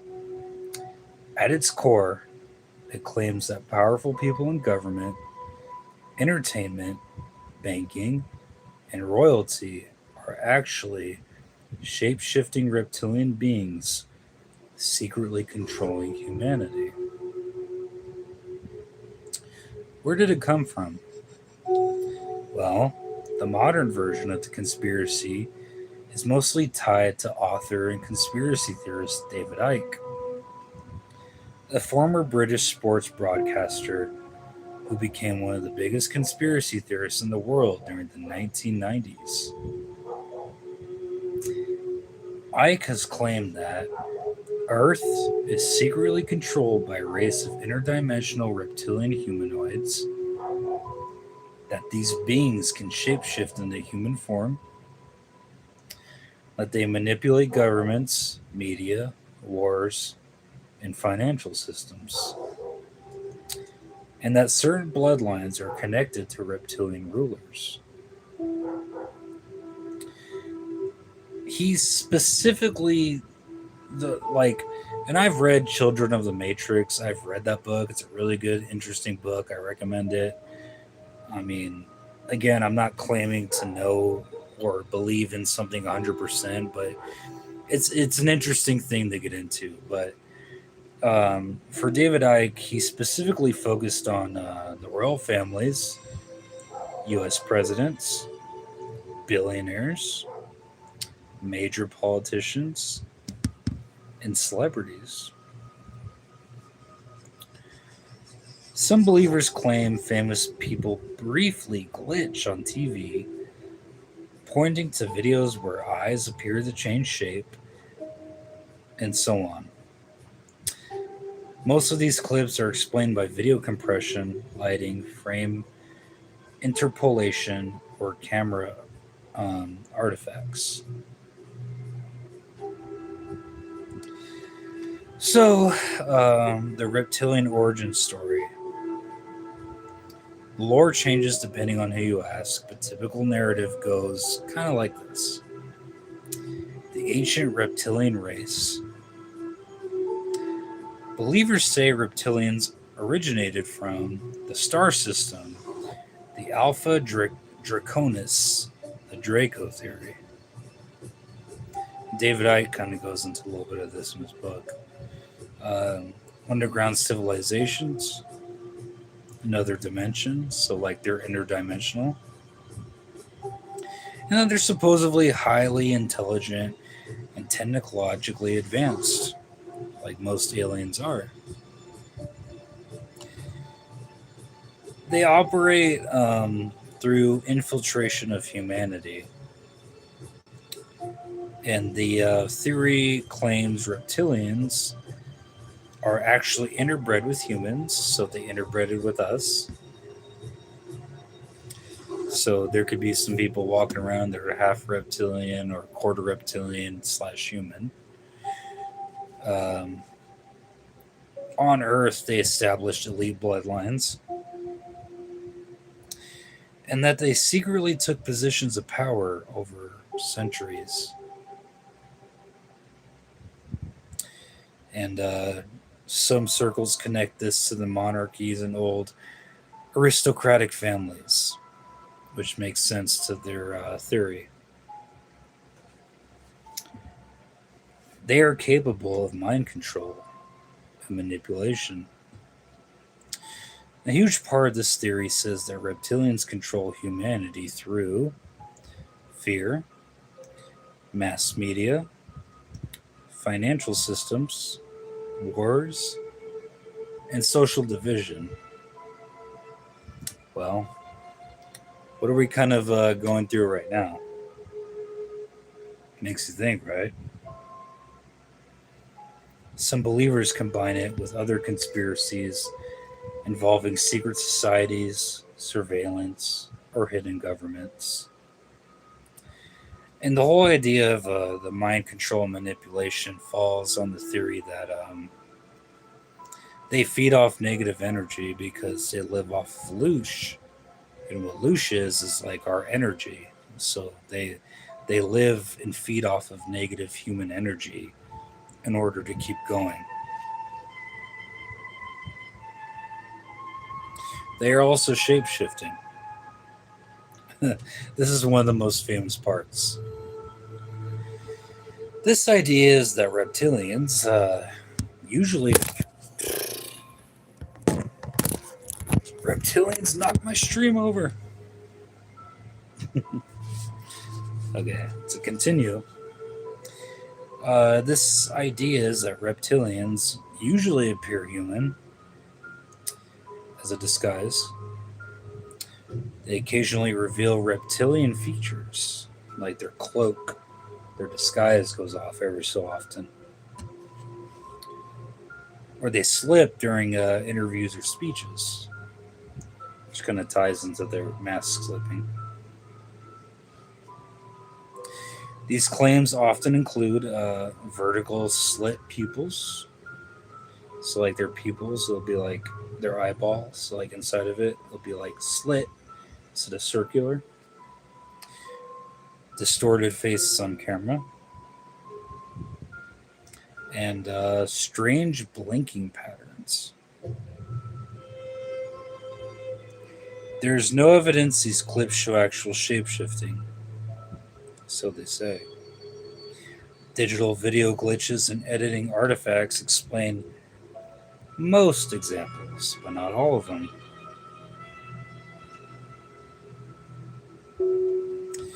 But the reason that people are most afraid of this conspiracy theory ties into the fact that it's a loss of control.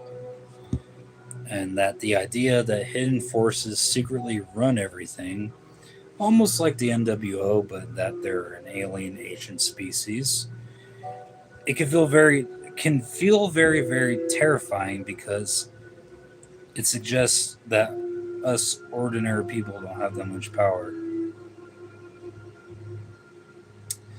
It also feeds into the general mistrust of elites. That when governments or institutions lose public interest, that theories about the secret rulers become a little more appealing because they seem more realistic as time goes on. That there's a hidden monster or alien species among us. Humans are naturally unsettled by the idea that something looks human but really isn't. It plays into an old psychological fear, sometimes called uncanny or the uncanny valley, of our natural hidden predator instinct. And that ties into the theory that like humans are only afraid of things that don't look human is because we evolved past that. So like we have this idea of survival and instinct based off of what we've gone through. There's also ancient serpent symbolism. Many cultures already associate with snakes with mystery, power, or danger. So when it comes to serpent symbolism, examples that people believe are ancient Egypt, serpent imagery, the Bible, and the serpent in Eden. So, like the snake that convinced Adam and Eve to do the bad thing, like that was a reptilian. Dragon myths in Asia and Europe, like highly formed or evolved versions of that. And snake gods in ancient cultures. Conspiracy theorists sometimes argue that these myths are evidence that reptilians existed, but historians generally see them as symbolic mythology rather than proof of literal reptile beings. But there's a darker side of the conspiracy. This theory has a controversial history because parts of it overlap with older, harmful conspiracies about secret elites controlling society. Like they kind of go hand in hand with each other. In some cases, people have used reptilian language as coded symbolism for prejudiced beliefs, and that not everyone who talks about reptilians means this, but it's one reason that the theory gets criticized. And here's kind of why people believe it's like psychologically. Researchers often point to a few reasons conspiracy theories often spread. Pattern seeking, that humans naturally connect dots, even unrelated ones. Uncertainty. During chaotic times, such as now, big explanations feel comforting because it kind of grounds us in reality, so to say. Distrust. Scandals and corruption make hidden power theories more believable. And community, where is and people that have the same belief system as you often reinforce those shared beliefs. So, like, you find comfort in people that think the same way as you. But here's more of like the out there claims that believers like to make about this theory. Some versions of the theory say reptilians, kind of like what I said earlier, feed off of human negative energy. So, like the loosh, that's what they feed off of to keep going. Time also like the fingerprints are everywhere. So, like they live in underground bases, so they feed off of living in like the Denver airport and all that. What we just explained. They're capable of controlling weather or disasters. They certainly have alien technology, and that the reptilian species operates through secret organizations. But these claims vary wildly depending on person to person. Most people kind of agree with other theories, but they're stuck to their own. But it gets thrown into the whole mix and pot of things. But is there any evidence? Let's go into that. No, no credible evidence supports the existence of shape shifting reptilian rulers. Investigations into videos, supported sightings, and historical claims have not verified the theory. What makes it fascinating is less whether it's true, and more why it became so popular. It mixes aliens, secret societies, fear of power, mythology, and hidden monsters into one huge narrative. So people like to believe it because of, more or less, because of what is tied into their own beliefs about the way that our system works, and that's why it took off the way that it did. But that's kind of all I have to say about reptilians and reptilian culture because yeah, excuse me.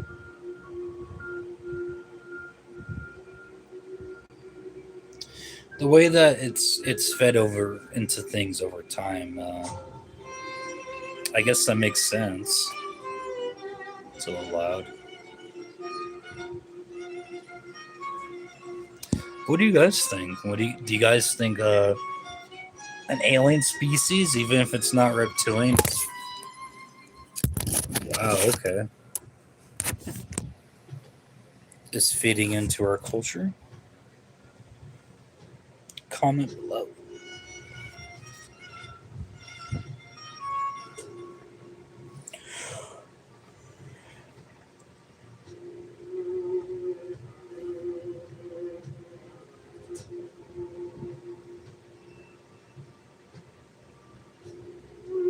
Before we move on, I'll have you guys ask questions about that.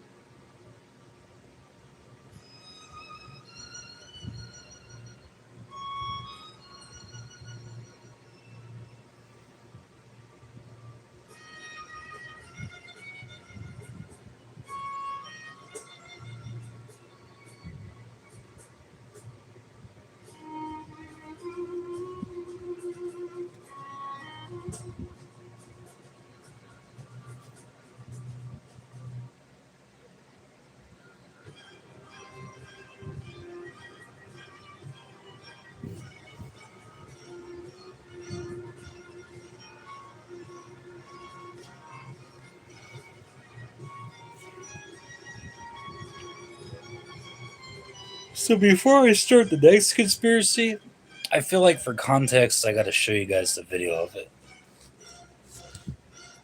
because it's all surrounded by one video, which they like to tie into predictive programming.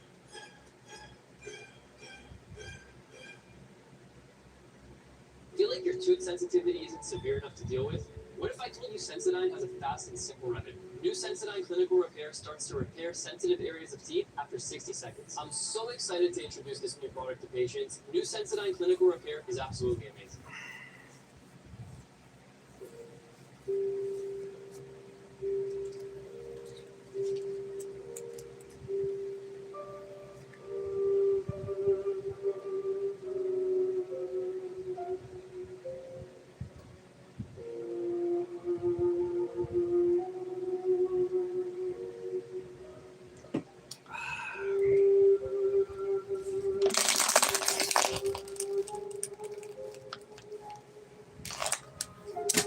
What's up, Merlin?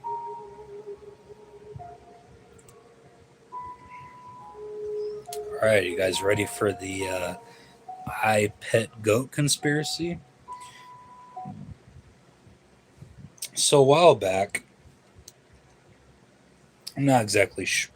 Oh, excuse me, God.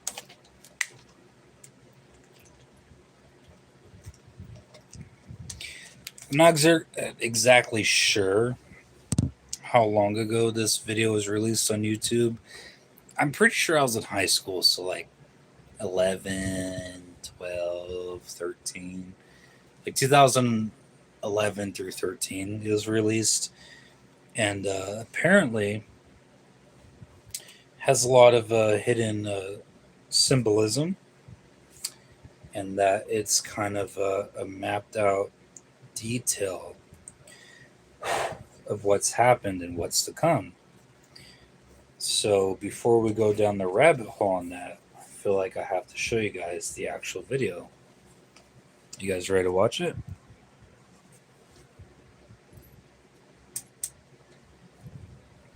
Okay, I'm going to try to stream it the best way that I can. Okay. Best way that I can. Actually, you know what? Let me flip the camera and I'll show it to you guys that way. I feel like that's the best way. So, like I said, for context, we're going to watch the video and then we're going to do a full analysis of it.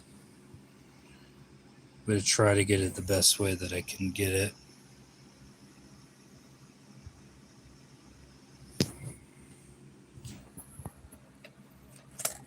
Before we start, because the lighting's really fucked up. Okay.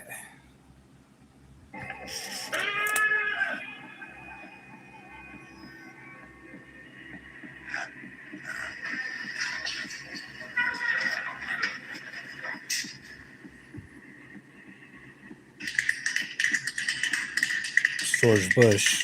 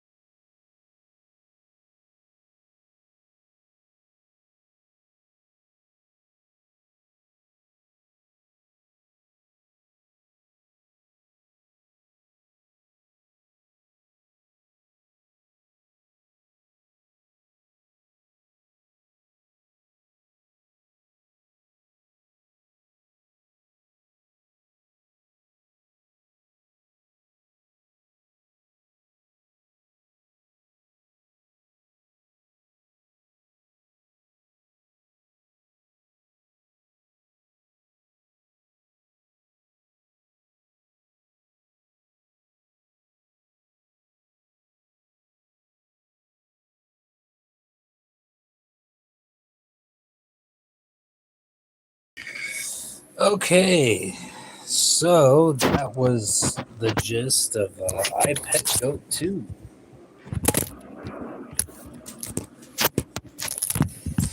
Conspiracy theory about that video and the rise of the Antichrist. Let's read into it, shall we?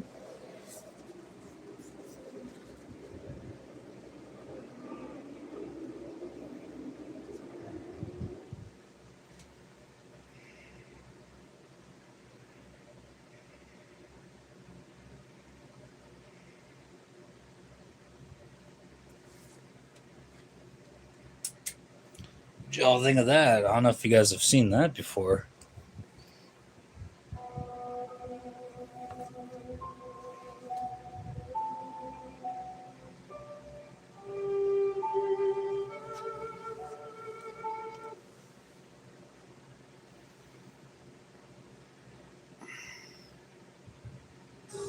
This May, save up to $200 on select sets of 4 times. Thanks, Merlin. Hot chocolate chip cookie dough has cookie dough and chocolate chunks in every bite. Can't make sense of the symbolism? Well, we're about to get into it right now. Buckle up. Because there's a lot of symbolism there. Trust me.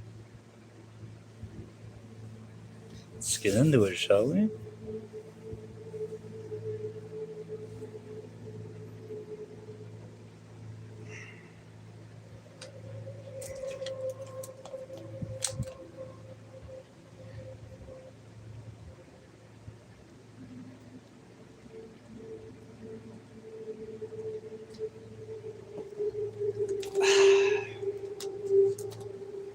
Okay.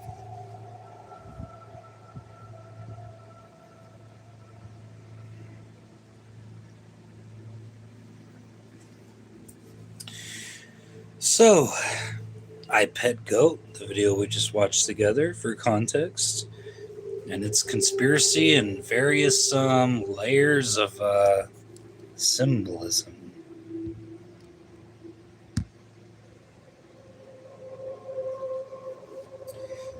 I Pet Goat 2 is one of the most dissected conspiracy symbolism videos on YouTube. It was released in 2012 by Canadian animation studio Helifont.com. It is a surreal animated short packed with political, religious, occult, and conspiratorial imagery. It has almost no dialogue and instead relies on symbols that people interpret in wildly different ways. There is no confirmed, on their part, official meaning for the most of it. The creators intentionally made it to be symbolic and open minded. What you'll find online are interpretations, some thoughtful, some conspiratorial. The core conspiracy idea. The bigger interpretations that we have is humanity is trapped inside a system of manipulation run by elites. Fear, war, media, and illusion. And a spiritual awakening or collapse is coming. People often connected to hidden elites and secret rulers, the New World Order conspiracy, government manipulation, occult symbolism, mass mind control, economic collapse, and spiritual rebirth. Many viewers believe the short is predictive programming. The idea that media subtly prepares people for future events. We kind of covered that a little bit earlier. Others think it's simply symbolic political art. So let's do a scene by scene breakdown. The sheep and television hypnosis. The film opens with a sheep wearing a school uniform while sitting in front of a TV. The interpretation presents itself as humanity behaves like a flock, like a flock of sheep. People are conditioned by media and institutions. We believe what we see on media and television. Education and entertainment become forms of social programming, which isn't the first time that's been thrown out there for any conspiracy. Um, the imagery of the sheep can also go tied into the theory of sheeple, which is a conspiracy slang term for people seen as blindly following authority. The small details include the sheep looks exhausted and trapped, like it can't move. A barcode appears, suggesting consumerism and control. The environment feels sterile and artificial, like it doesn't feel real, it feels programmed.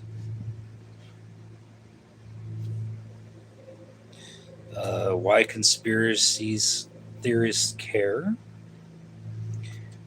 Um, they like to point out that they see this as a criticism of mass media, manipulation, and manufactured public opinion, which often ties into most conspiracy theories when it comes to the media itself. Moving on, we go into the classroom with the Obama figure and the Bush figure. One of the most analyzed sections features a version of Barack Obama sitting in a classroom. The symbolism here in this section is very layered, so bear with me. It starts out with a George Bush and 9/11 reference. The classroom resembles the moment when George W. Bush was reading the children during the attacks of the September 11th terrorism attacks, where he's like sitting in the classroom, he's reading a story. Like it has the teacher there, as you guys saw, and it has him. It's all in a classroom. The conspiratorial interpretation is some believe this implies presidents are powerless figureheads or secretly controlled. Then you move on to Obama as a puppet. You see Obama appearing restrained, hypnotized, or puppet like. The interpretation behind that lies in presidents are controlled by larger systems greater than what we know. Political leaders are actors in a script that everything is predetermined and scripted, and that democracy isn't real but performative. Some viewers think the film says it's left versus right politics and that they are illusions, and both sides serve the same hidden machine. Like the idea that, like, have you guys heard of two wings of the same bird kind of speak? Um, More symbolic stuff. Obama sheds a glowing tear from his eye. The interpretations for that vary. It interprets it as genuine trapped humanity, inner awakening, regret, or compassion buried beneath power. Like he has a certain level of compassion, but he can't do anything about it because he's part of the very system that controls him. Some see it as saying leaders themselves are prisoners, but they're at the top of the pillar. The crown, hidden elites, and illusion. The short film repeatedly shows crowns, masks, puppets, and theatrical imagery. But this often gets tied into the idea of secret societies, elite power structures, monarchic symbolism, and that all of the world is a stage. This often ties into the message that conspiracy theorists see as politics is theater. That people aren't really shown reality, they're shown performances, and that all of the important stuff happens behind a veil or a curtain. The puppet string imagery when it comes to Obama and Bush, especially fuels theories about invisible controllers. So, like, they're all puppets on a string to a very higher power that we have no idea and we can't see. And that's kind of what the film really symbolizes in its imagery. And that ties into the trickster archetype, deception within our own media and government, chaos hidden beneath entertainment. So, like the veil, like there's something beyond it, and elite manipulation disguised as spectacle.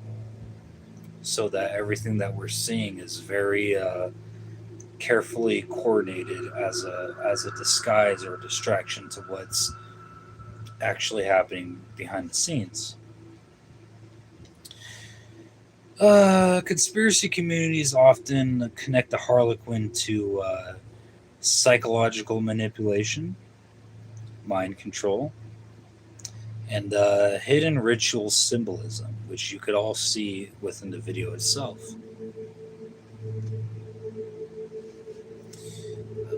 Then you move on to the Middle East war symbolism that's in the video. There's a child figure that wanders through destruction resembling Middle Eastern conflict zones. You know, a lot of that has happened then, and it's still happening now, so it still has a form of relevancy. Possible references is Iraq, Afghanistan, endless war in the Middle East, something we're still going through, and oil politics, something we're still battling with. So it's kind of like the never-ending war theory with all that. The common interpretation is modern wars are manufactured cycles of suffering and manipulation through oil and big money. The symbolism includes ruins, fire, lost innocence of children, and controlled violence. The child often represents innocence destroyed by geopolitical systems, meaning like systems, so like innocent people in foreign countries that suffer because of our politics and our lust for war, I guess you could say. Moving on, that kind of goes into the banker and economic collapse symbolism. So, from what I've showed you and what you've seen, if you haven't seen it already, some scenes amplify financial corruption. Uh, this is connected to central banks, debt systems, global financial elites, and economic manipulation. It matters to believers of that system because they tend to think the video warns about engineered financial collapse or mass dependency. So, like, the end of our very system before it gets reset for the new world order. And that's kind of what the short film interpretates, and what a lot of people get from that. Moving on, then you go into the cave and the hidden awakening. And one of the biggest symbolic themes is like throughout the whole video, not just this scene, but throughout the entire video, you have awakening from illusion. So people awakening from, in a weird or eerie way, kind of like what we're going through now. So, like, awakening from what we know or believe is reality to what we're discovering on a day to day basis through our information. The imagery behind that in the short video resembles spiritual rebirth, escaping mass hypnosis, and leaving Plato's cave. So the philosophical idea that people mistake illusion for reality. So what we're going through is actually, so like the illusion that we're going through is reality rather than what we're actually going through. Like a visage, mirage, I guess you could say. The meaning behind that would be humanity sees shadows and false narratives instead of the truth. What the short film suggests is waking up is painful but necessary. Like it's a message. Like we gotta experience this, and we gotta wake up before it's too late. That's kind of what the film brings upon itself. Moving on. The Christ-like figure on the boat. The middle ending is kind of the most debated part because it shows like a Christ-like figure on a boat on the water, and he's a glowing, serene figure that travels on the boat. The interpretation is kind of Sentiva. Clean sorry, flavor. commercials. Smells like cherry blossom. The figure kind of represents enlightenment, higher consciousness, peace after chaos, and human transformation. Well, all that is kind of suspect because if they're actually interpreting Jesus Christ like Christ himself, why doesn't he walk on the water? He's not the Holy One, so he glides on the water on a boat because he's not the real Christ. He can't walk on the water, so he glides on the water on a boat. And that's what feeds into the conspiracy theories about all that. But I'll get a little bit into that. So the Christ symbolism, many interpret him as a Christ-like figure, obviously, through sacrifice, renewal, and salvation under collapse. The New Age interpretation is people see humanity evolving spiritually, the conscious shift, and escape from reality manipulation. It matters because the ending changes the meaning to the whole film itself, but without it, the short is a hopeless doom without this figure. But that ties into the fact that, like, a lot of people say that this figure is the Antichrist because not only can he not walk on water, everywhere he goes, nothing is being solved or fixed. It's like chaos and destruction follows him. But, like, where he goes, you would assume a positive message follows, but it's like the complete opposite. So what it's really showing is like this Antichrist figure gliding through the chaos. And like I said, mind you, not walking on the water, but going through it. So keep that in mind for the video. And that's almost a big part of the video because you see like not just the symbolism of what a lot of people are seeing itself, but what the animators are trying to present to you. Because if he actually was Christ, he would be walking on the water, but he's not. And that's what makes you think about it. Okay? But there's a lot of symbolism in that video that people like to obsess over. A lot of fans have freeze-framed constantly because almost every frame hides a reference.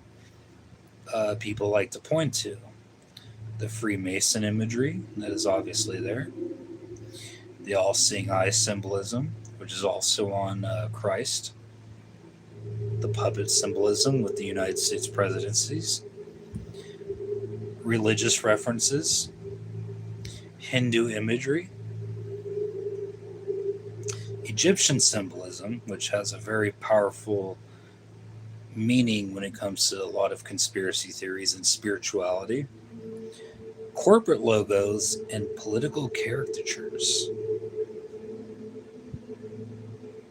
I mean, this video has like a little bit of everything. It has politics, secret elites, spirituality, antichrist, apocalypse, media control, religion, hidden symbols, and awakening narratives. It almost feels like a giant puzzle where if you break down every frame, it means something. But a lot of people like to think, like, does it predict future events? Um, there's a lot of things to break down, like the political unrest, the economic instability that is shown in the video compared to what we have to go through now. Social division, that's very relevant. Global fear and media distrust. Well, what are we kind of going through now, you know? It's kind of tricky because symbolic art about power and instability can seem predictive because those themes kind of repeat through history. But it, it it stays relevant in the fact that it goes based off of our own modern way of things that have been unfolding in our world geopolitically and at home. And honestly, like I haven't seen anything like COVID related to it, but that wouldn't surprise me. Like somebody probably would break it down for that.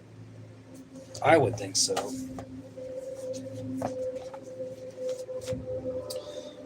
But what do you guys think? Do you think the I Pet Goat 2 video like symbolizes anything?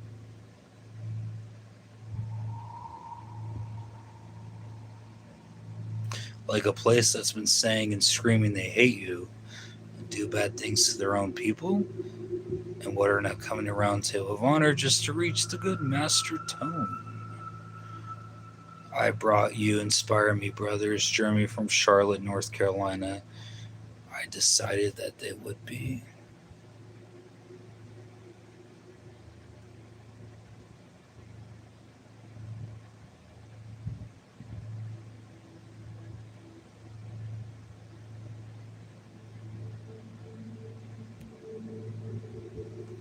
What do you guys think?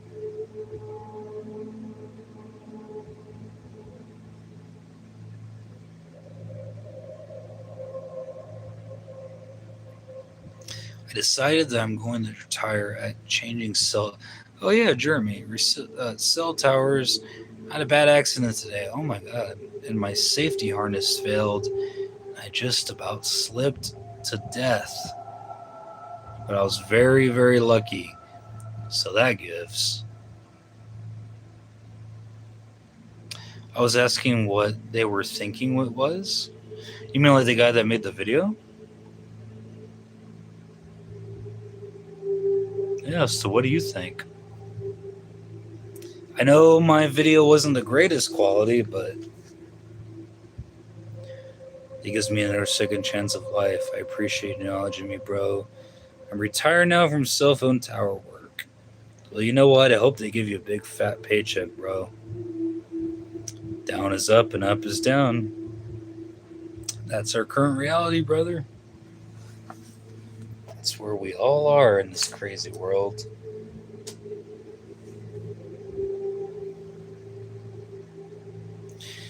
But I mean, do you guys have any conspiracy theories you want me to dive into before I log off? Anything y'all want me to cover? Because I could keep going. This shit's very interesting to me. Me sub and like. Thank you. I need to find my other thing so I could go get a dinner. I don't know where my other key went. Not here. Not here, not here. Oh. Excuse me for a second. Oh.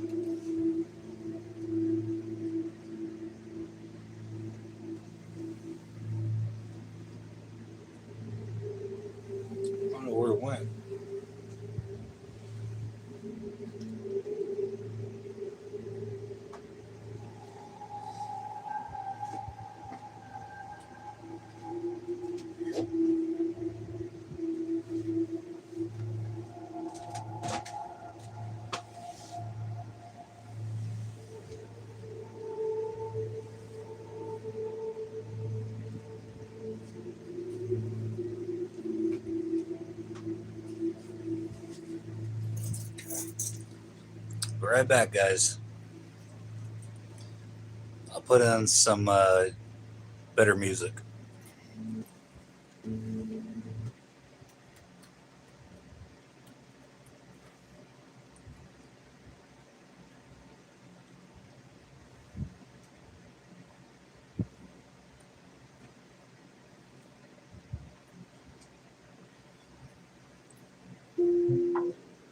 All of this is just $6.99 each. When you mix and match at Today's affirmation: feel strong in your skin. Nivea Skin Firming Hydrating Lotion is formulated with coenzyme Q10 for visibly firmer skin in as little as 7 days. Nivea is for skin. I found a place. Please. As a tech founder, you start scrappy. You have to.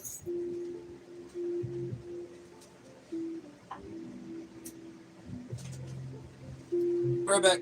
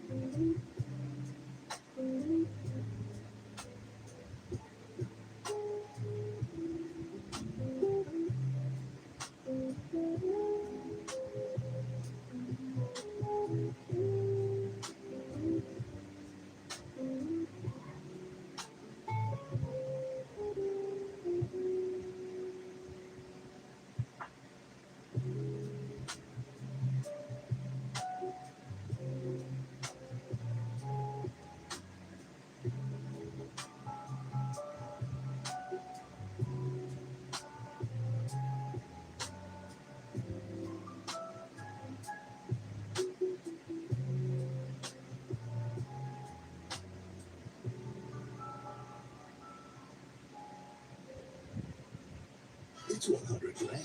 It's ice cream. It's a double treat. Double treat yourself. Introducing the all-new Shark Account. See the world different at SeaWorld San Diego.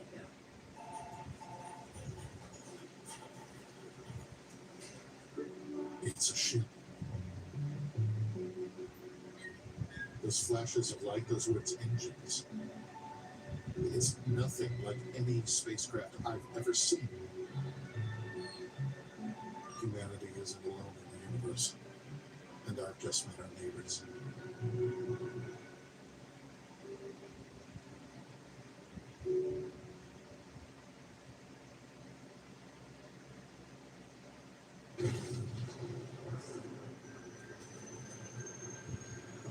Gotta bring the nose up. Sadly, thanks. We're too far now. We have crash landed in the Brunel quadrant of Tau Ceti. Our only option now is to hold out until we have light for our lives. We have no way to contact the Andromeda or Earth.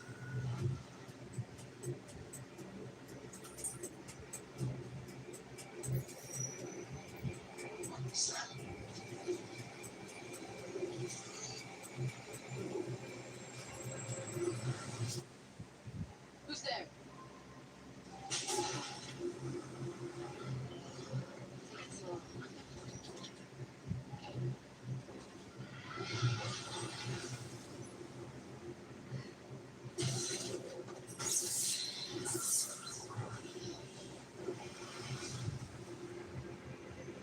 Gotta let me in. Please.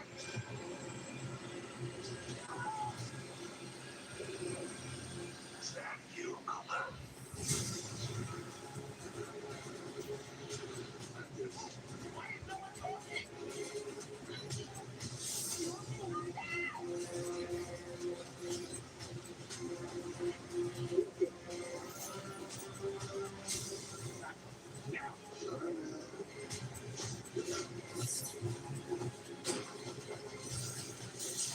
This ship is infected with an alien organism.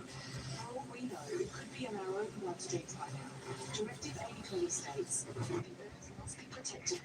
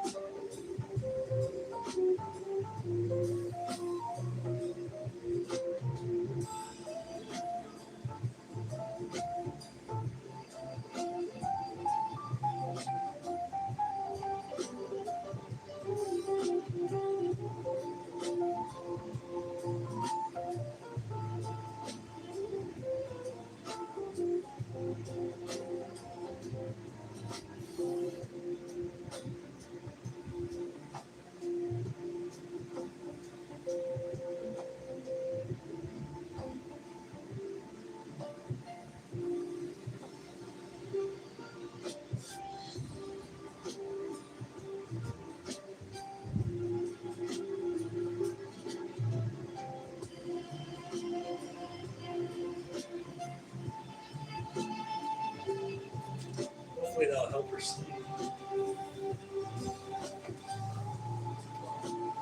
Lay down, baby.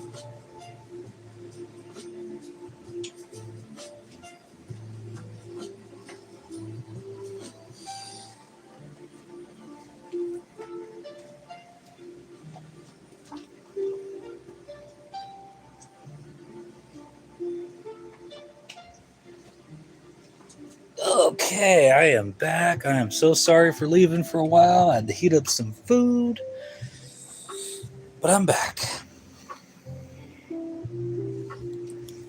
Ay, ay, ay. Oh, that almost spilled all over me.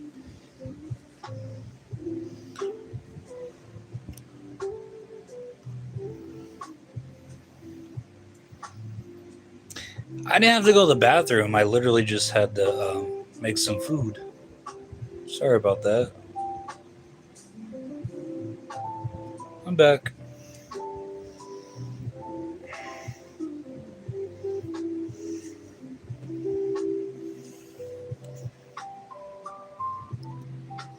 I am eating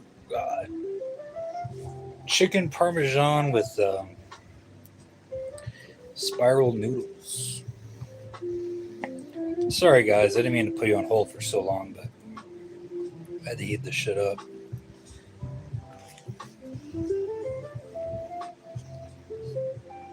Got my take on what?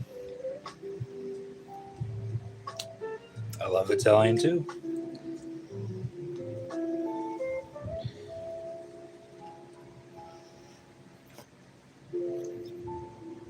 Didn't mean to abandon y'all.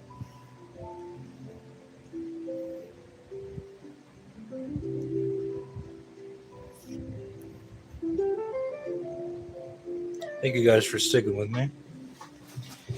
So after all the conspiracy stuff, I guess we'll chill for the remainder of the stream. How's that sound? Did you guys enjoy the conspiracy topics though?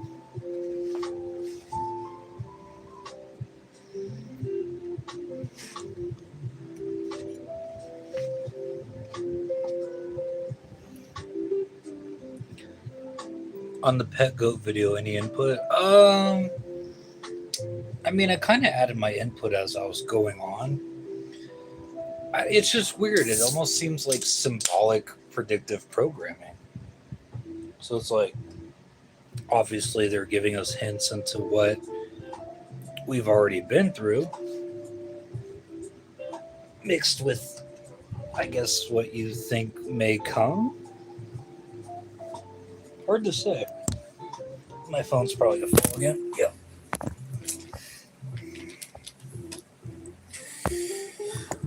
But yeah, that's kind of my input on it. Predictive programming mixed with all that shit. So does that mean the next president after Obama is the Antichrist? Stay tuned. Yeah, that's my basis of it, I guess.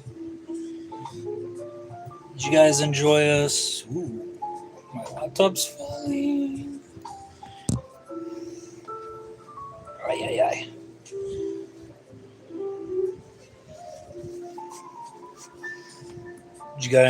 Did you guys enjoy a Spooky Sunday?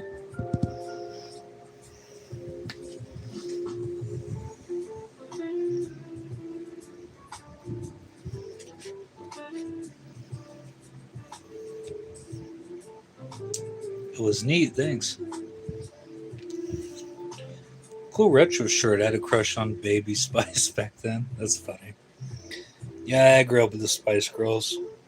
Gotta represent, right?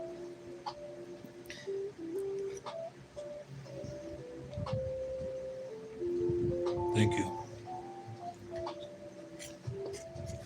And when it comes to like spooky Sundays, I could always mix it up. It doesn't have to be conspiracy stuff. It could be paranormal, you know. God damn it. Cults, the abyss, all that stuff.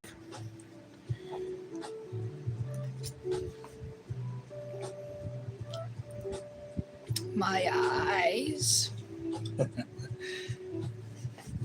I don't have a tripod, so like I'm balancing it on my laptop with two pillows, so it's very slippery.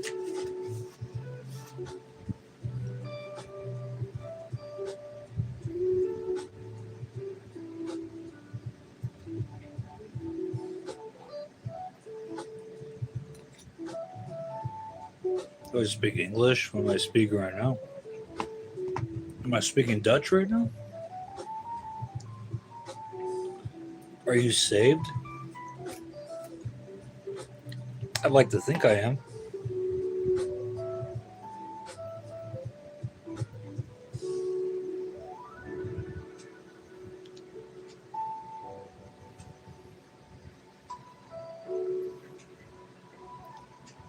The teeth. Am I using teeth on the fork?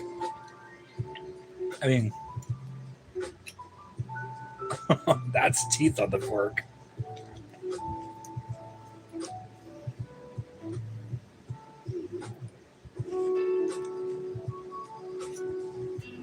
Okay, I guess I do use a little bit of teeth on the fork.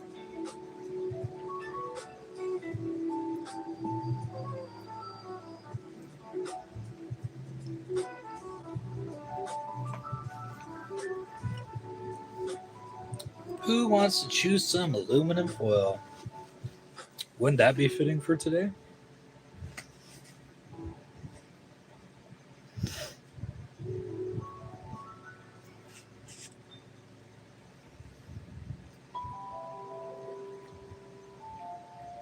I get it.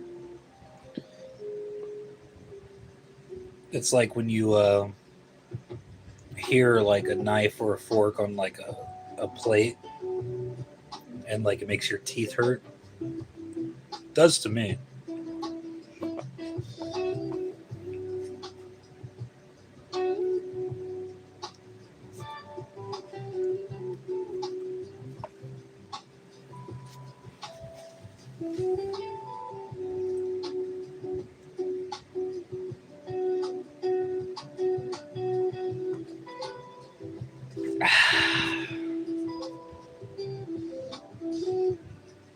What is that? Chicken parmesan. You need some grating cheese. I'd agree. I just don't have any. It still tastes okay. Just made it today. Still good.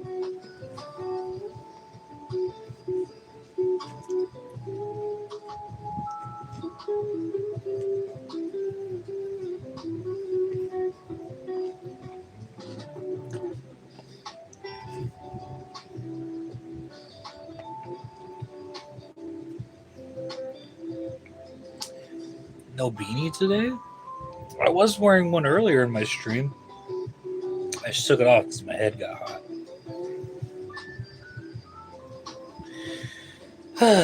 No, why does that bother some people like fingernails on chalkboard? I mean, I guess it's a sensory issue. I can't explain why it affects the teeth. It's got to do with these crystals we have in our skulls. I forgot what they're called right now. I don't know either.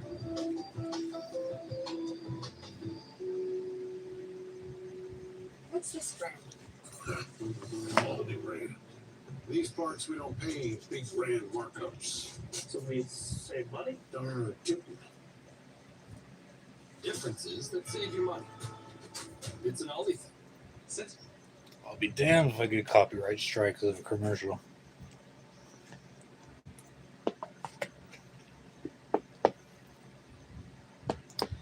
And everyone's different. Yeah, I've kind of heard something like that. For sure.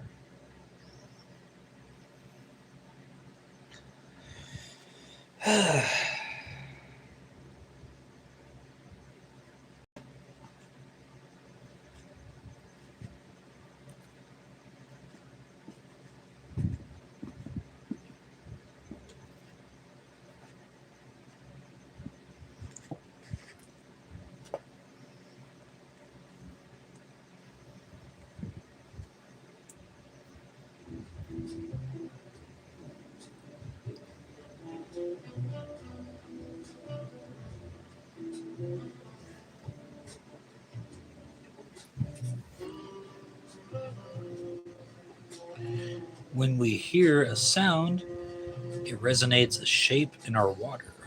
Like you mean our chemical balance?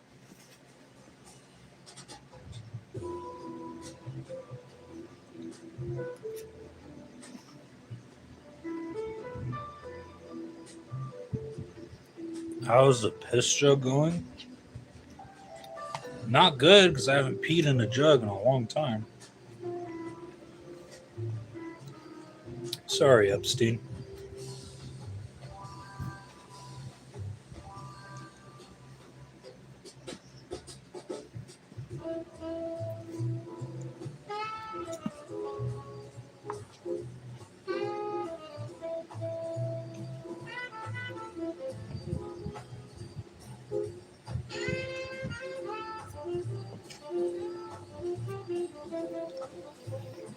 It's how Merlin needed to protect each brick for the castle building. Sorry, man. That's the only way I can remember you, even though I'm sub. I didn't know I was that unremarkable, but okay. Who wants wigs? Like free wigs?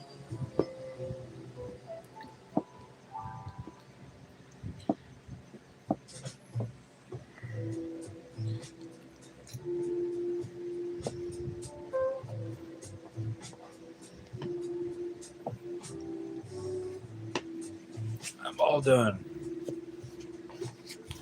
I'll put that here for now until I throw it away.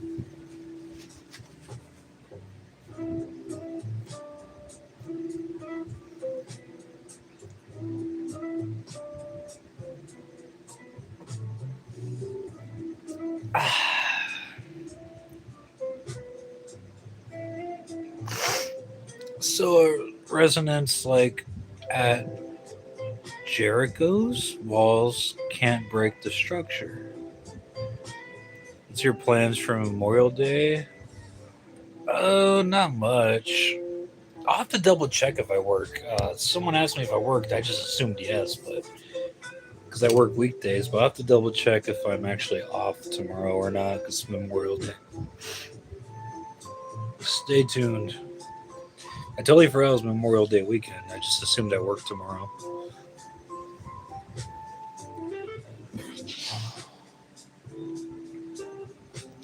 Hey, Lois. I'm on YouTube Shorts.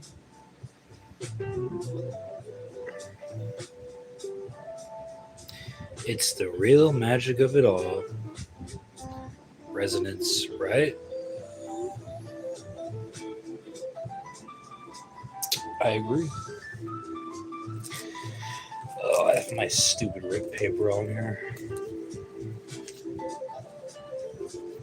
So, did you guys like Spooky Sunday? Should I do that every Sunday? Not just conspiracies, but just spooky stories and all that for a little bit.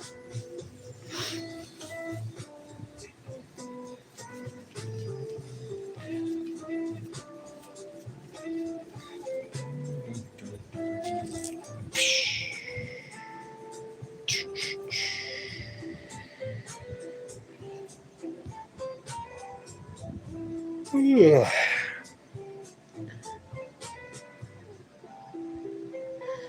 I used to work at KFC and they never closed on most holidays.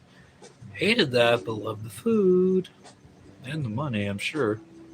I mean, it wasn't much, I'm assuming, but overtime, I guess.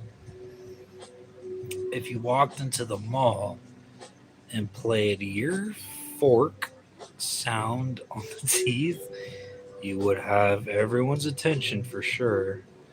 Yeah, like Jaws when Quint was getting the attention to City Hall and he drew the shark picture on the chalkboard and he went, "Ee." Then he went on his famous speech. I could see that. Cassidy, hi. What's up?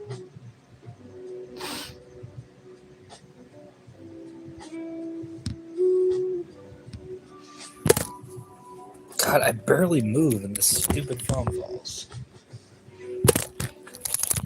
Jesus Christ.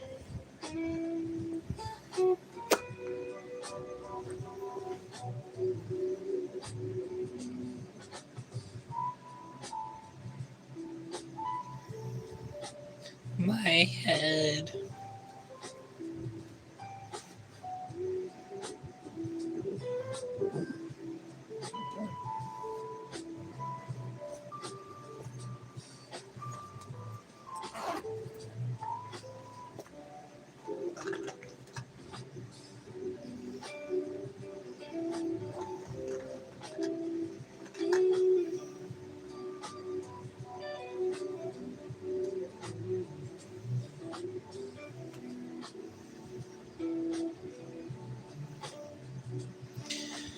That's when you pull out the fake flowers and pet rabbit. Some magician stuff, ain't it?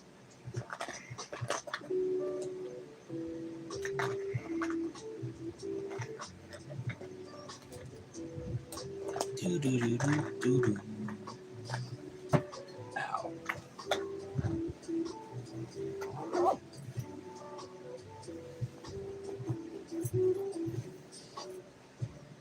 Fake rabbit. Flowers.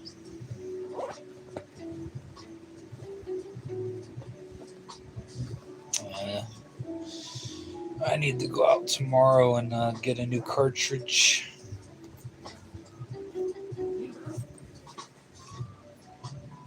I hope the place I go to isn't closed. There he is again. You look like you are low-key famous. Thank you. Bro, looks like Jonah Hill. You won't be the first one. For real. Should do impersonations. You look famous somehow. Were you in Weezer? I'm way too young for that.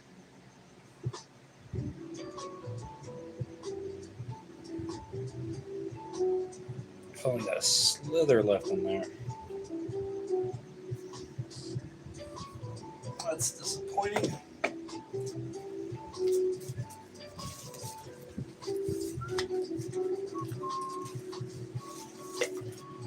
Ah, there's a little bit of something in there now. Desperate times come for desperate measures.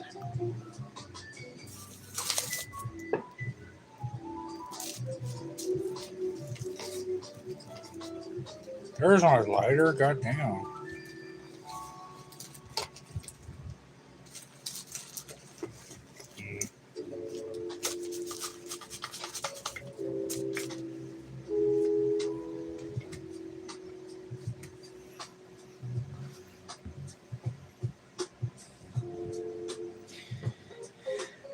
Did you take AP NES in college? No. Fishing hour?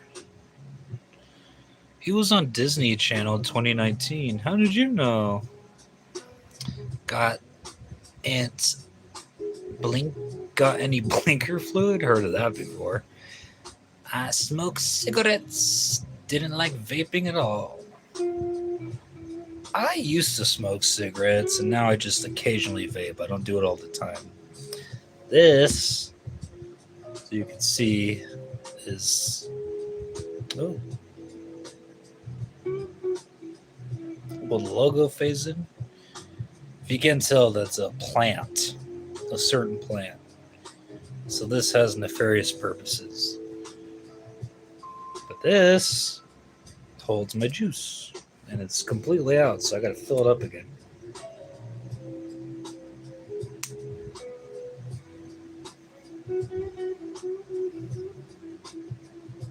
Yes, it is. Is that cannabinoid, sir? That's what I mean by I gotta get more tomorrow. Nice, dude.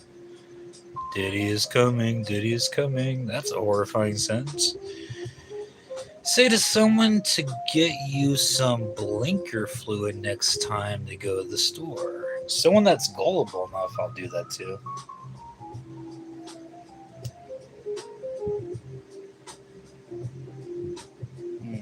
Just about the same amount of juice. sad days.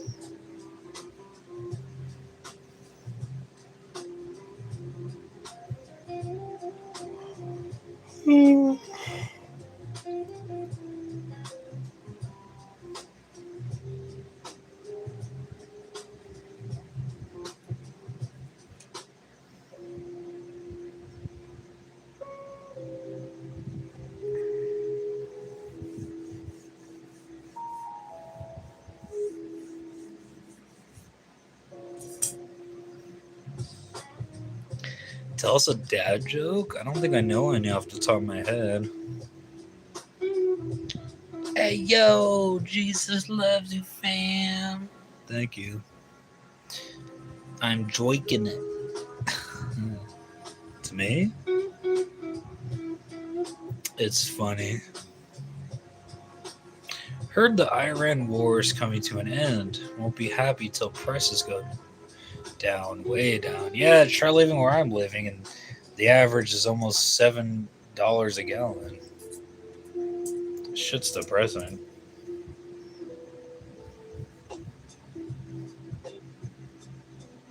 Bro, I subscribe. Thank you. Your poll said there would be tomfoolery in here. So far, I've seen John foolery. But where's Tom? See, that's a dad joke. There you go with that. That's a dad joke if I've heard one.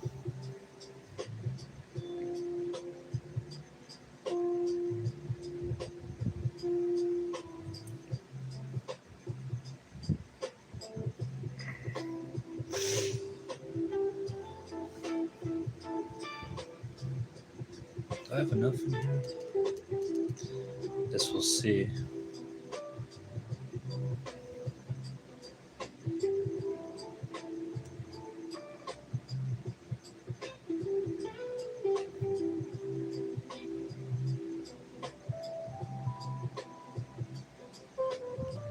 Hasn't popped yet.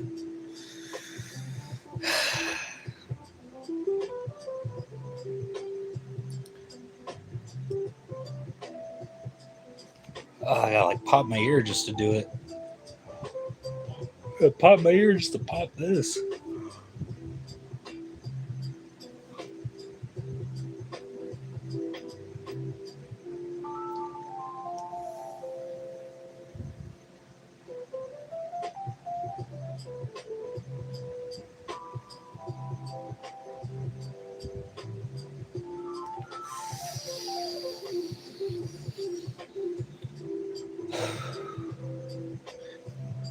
Yeah, not that much in here.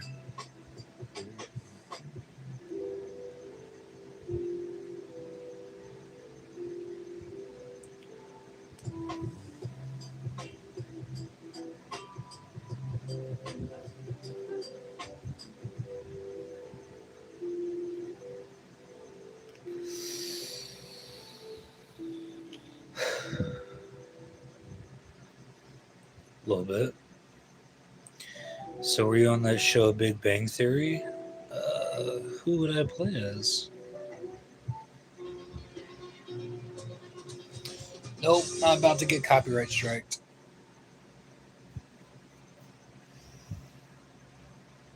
Hello?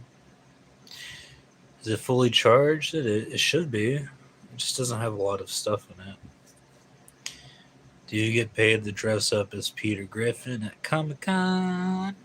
No, I don't, but if I did, I would. I'm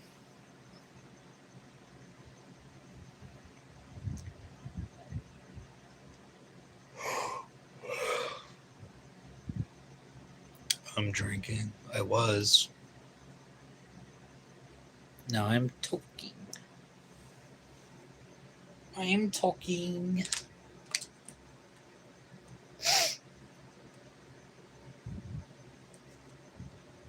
Sorry, I had to mute because commercials like to play copyrighted music.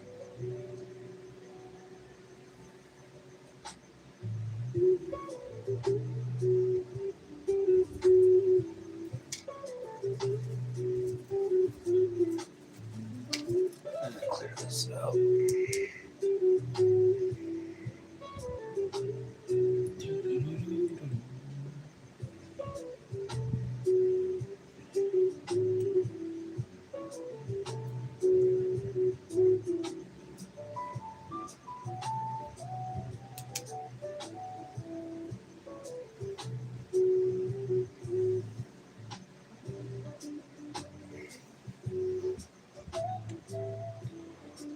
like whiskey? I love whiskey.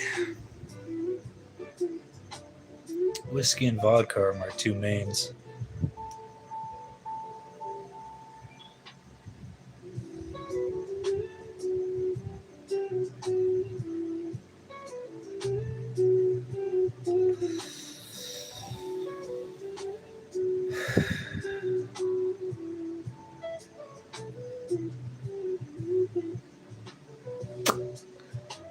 Whiskey nasty. You can only drink with a chaser.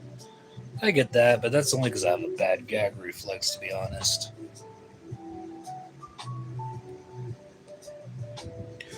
Do.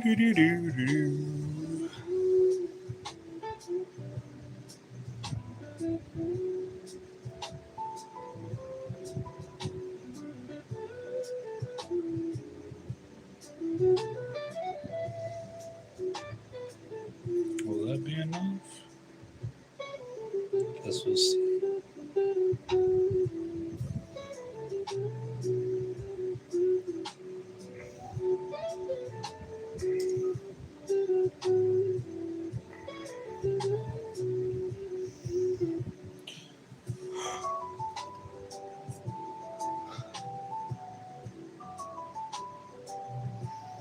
I can't drink whiskey cold. It has to be nice and warm.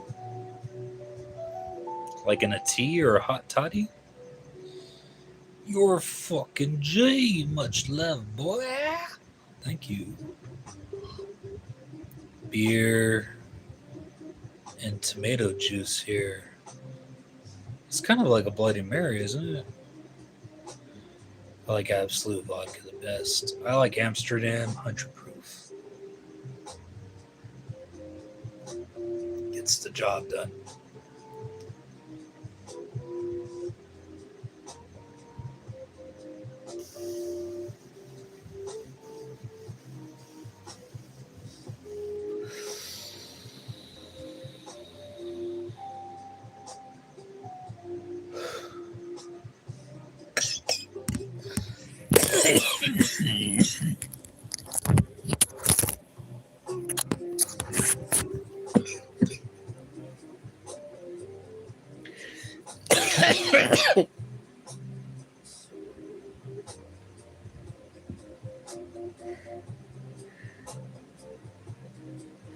I'm sorry, guys. I'm just not a big fan of like tomato juice alcohol.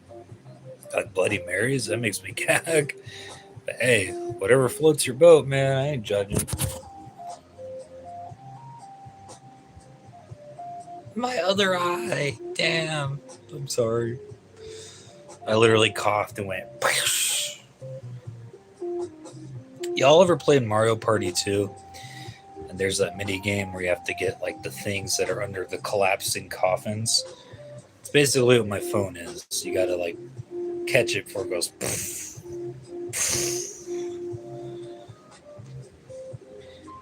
That's what I said. It's not a solo stream till we get dropped.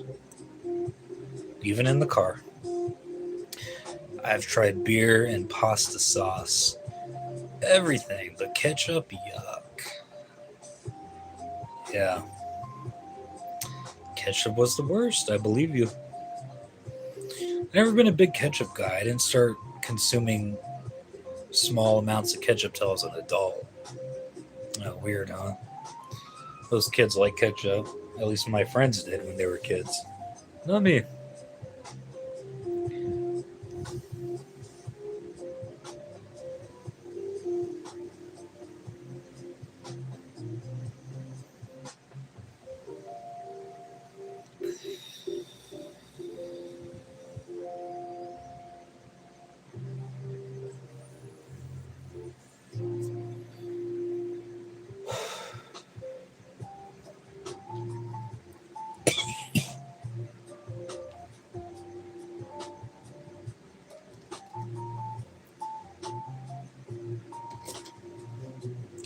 Now to fill up my regular one.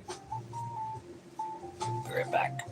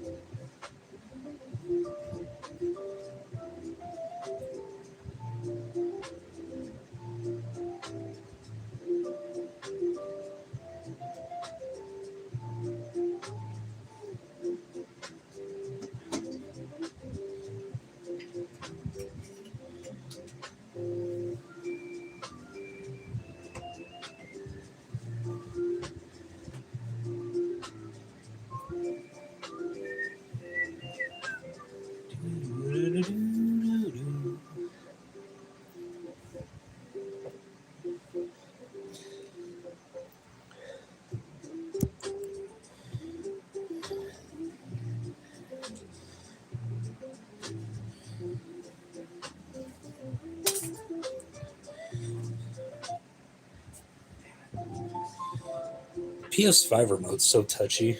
It's like you breathe on it and it'll move the controls.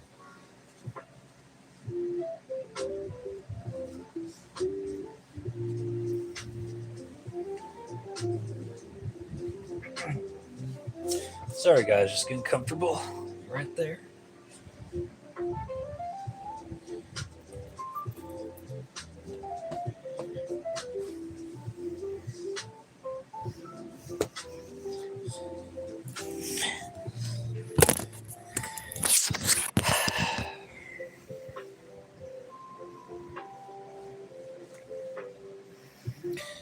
No ketchup, huh?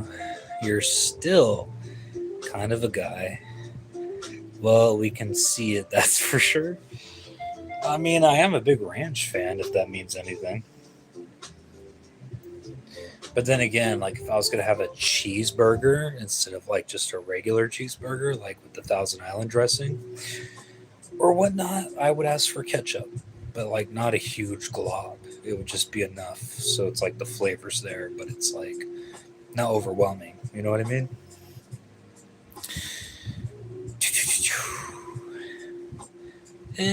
Solid. See you next stream. Oh, followed up with I sold my PS5. Why'd you do that? Were you strapped with cash, man? Unless I was about to be like literally living in a cardboard box, I couldn't see myself selling my PS5. That's what I'm using to play my music as we speak. I'm not a fan of ranch at all, but love blue cheese. And it's funny because that you say that because a lot of I mean, I know people that like blue cheese and ranch. I'm not a big fan of blue cheese, but I like a lot of things. But it's almost too much of an acquired taste. But anyways, a lot of people that are more fans of blue cheese, like you, end up not liking ranch as much. It's like a weird thing, you know? Because my late grandmother, rest in peace, she loved blue cheese, and whenever she ate a salad, she would use the blue cheese as part of the salad instead of ranch. But yeah, she loved blue cheese dipping with her tomato pieces. But to drive into my point, she preferred blue cheese over ranch, and she wasn't even that big of a ranch fan. So I feel like it kind of goes one or the other way when it comes to that specific flavor. It's funny you said that because I think you fall into that. If I had to make an assumption,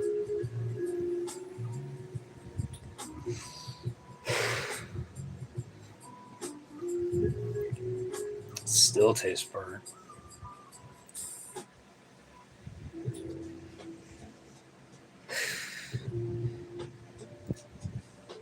I think I just need a new coil. That wasn't too good.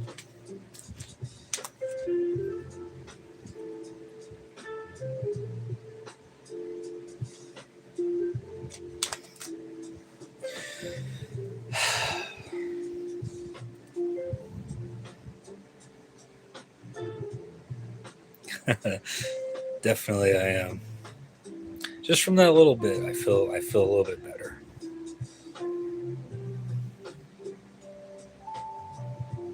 Is it noticeable?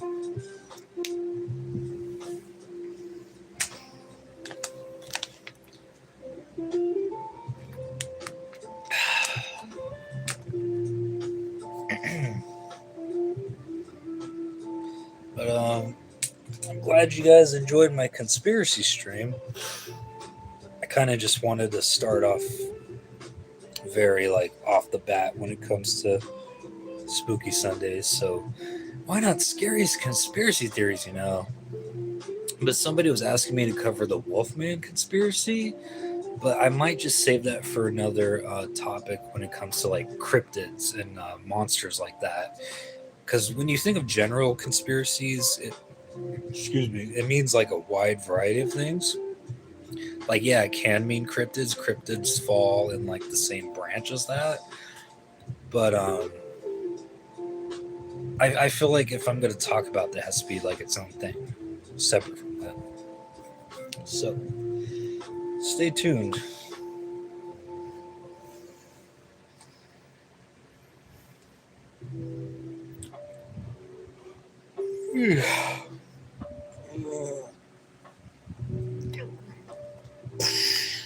My remote's plugged in.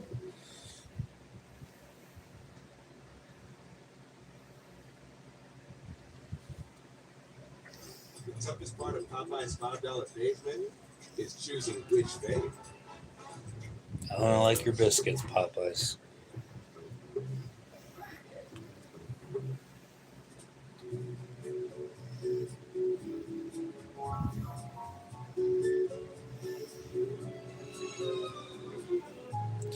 You ever heard of Operation Popeye? I don't think so. Can you elaborate on that? Because I am kind of a big conspiracy guy. Like, I like deep diving into stuff. So anything you want to throw at me or recommend to me, I'm all ears. Honestly.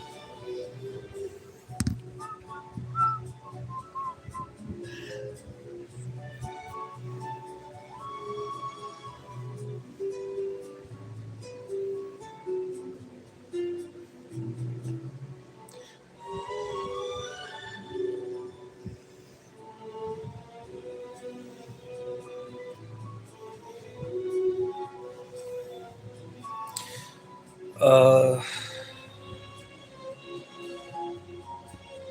the U.S. created monsoons and hurricanes during the Vietnam War. You can search Operation Popeye to find out more. And wasn't told to the president at the time. No, they claim they can't control the weather. Okay, that's you know what? Rest his soul. But my grandfather was a Vietnam vet, and he was a very big conspiracy guy. So he probably knew all about that shit that he never even told me. But when it comes to stuff like that, he always said, "Do your own research and come to your own conclusions." Like he never like led on a narrative or said or tried to push anything on me. He always advised me to do my own research, and I thought that was really cool. Because, like I said, he's a big conspiracy guy, but like he always just told me, be well read, know what you're talking about, do your research, and make up your own mind. So he would probably, like, long story short, he would probably know a lot about that. I'm sure.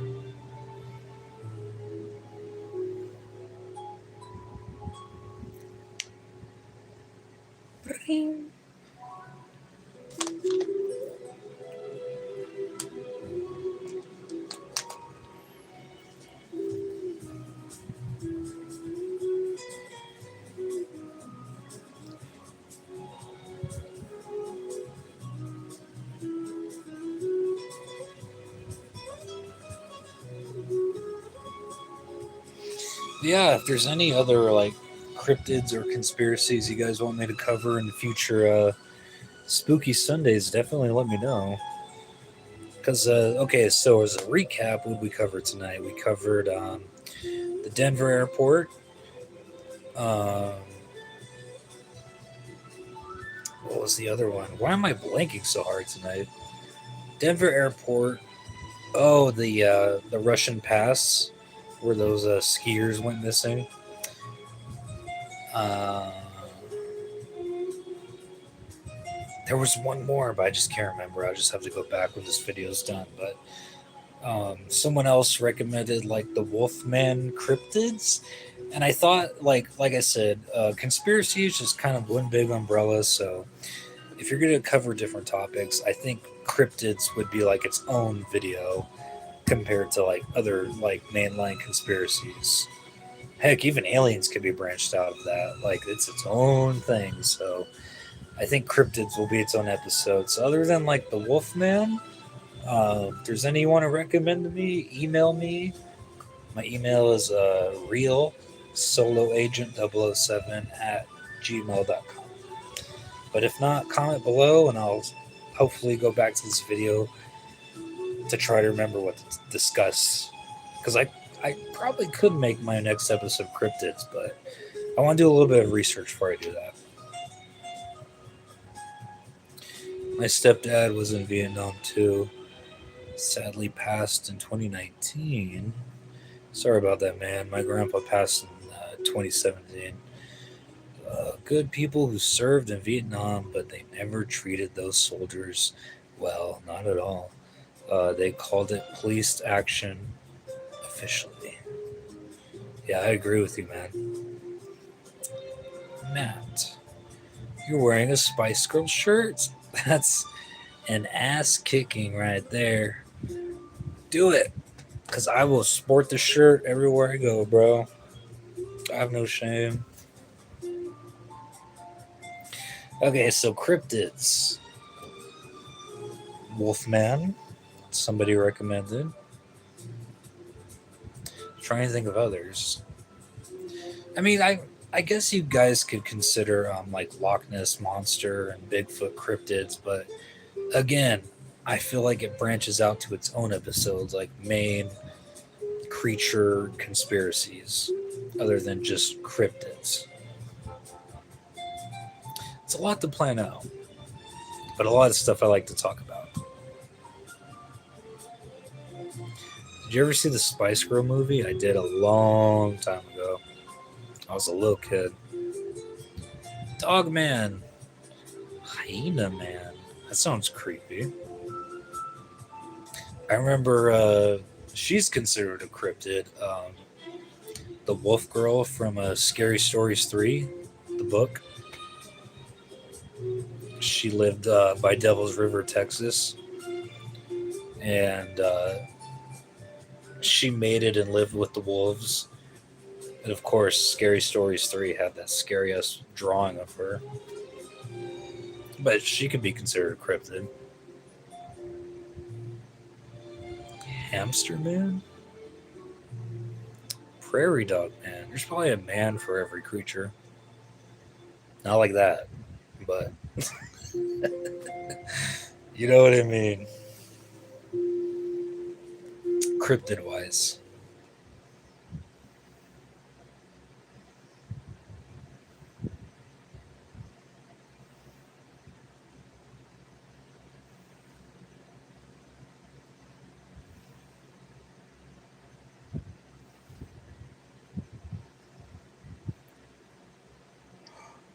You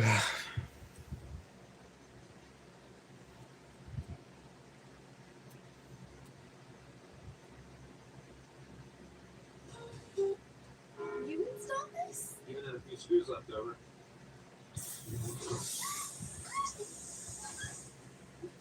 Just not worth compromising. Speaking of Bunny Rabbit Man, I played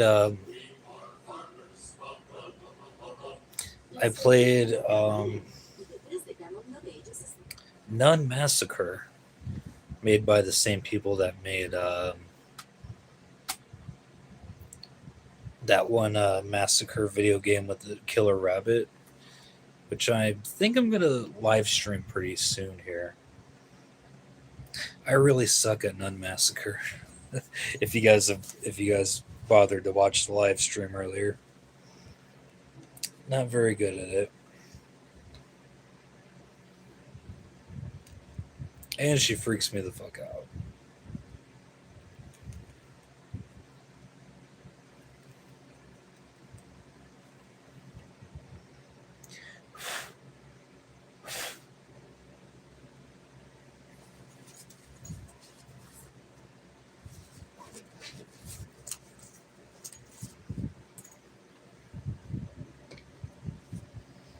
Commercials all done.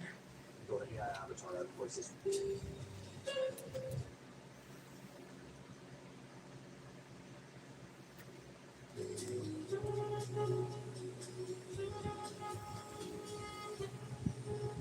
Alpaca Man. Hey bros, the PS5 worth getting? I think so. 100%. Especially for all the games coming out. I think so. Alpaca Man. Cockroach Man. Ant-Man. Like that hasn't been done before. um, yeah, fit anything in front of man, I guess. No, I'm not just saying that. I turned 15 today. Well, I'm sorry, Emma's, but this is an 18 and over stream. This is an adult only stream, so I don't allow minors in my stream to view my content because the content that I create is for adults only. So, sorry about that. I don't have minors on my stream.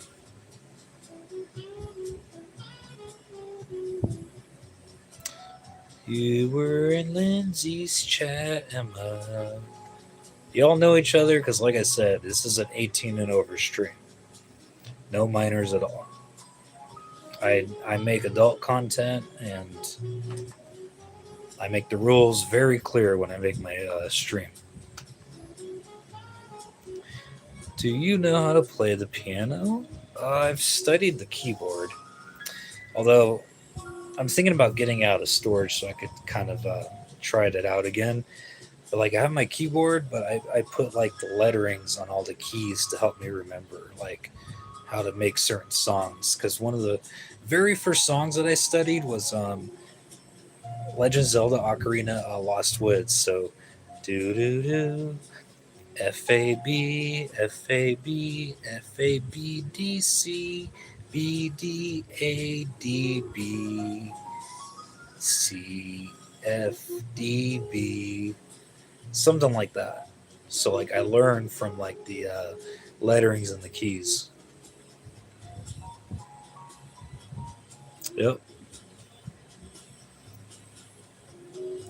I played guitar for 2 whole weeks. I was forced to by mom, and then guitar broke accidentally. Well, who did that? You or her? Because you put accidentally in like quotations.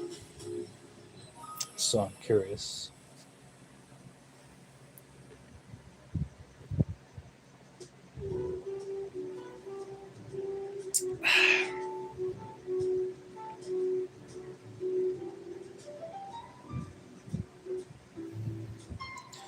Yeah, I told her I didn't though. How'd it break? Did you have like a fit of rage and just like whoosh?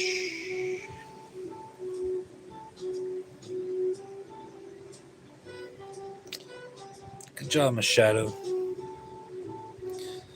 You doing okay, Machado? Glad to hear from you. It's been a while.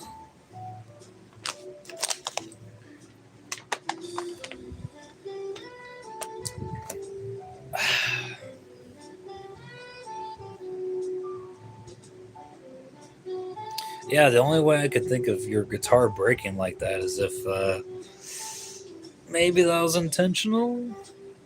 I don't know.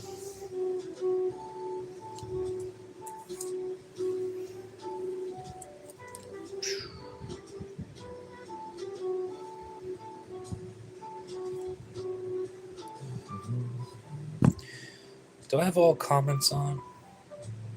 Oh, yes, I do. Just double checking. I put it on the bottom of the steps and through shows edit from the what edit from the top? I told her it fell. Dang. Guess who's back? Calypso Crafts. Okay, Calypso Crafts. I'm like blind. Mr. John Pork. Oh my god, Kanye, is that you? 100%. This is Yee. I don't know if you knew or not. Shoes? I'm not wearing them right now. Yes, it's me. How's everyone doing tonight?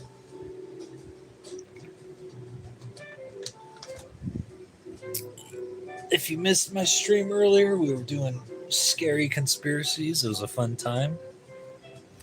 If you want to check it out, I guess rewatch the stream when it's done or just go back now. But Now we're just chilling for a little bit before I log off and probably stream a game or something.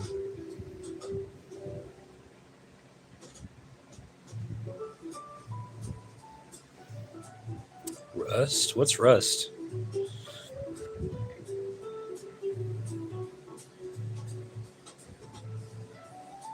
Okay. I kind of remember Caitlin. I mean, not Caitlin. Calypso. I don't know why I said Caitlin. I was thinking of C and I couldn't remember for a second. Yes, I kind of remember.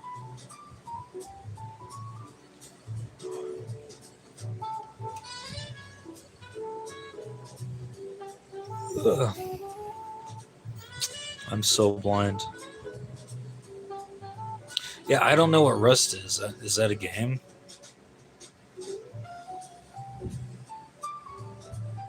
What's your favorite Spice Girls song?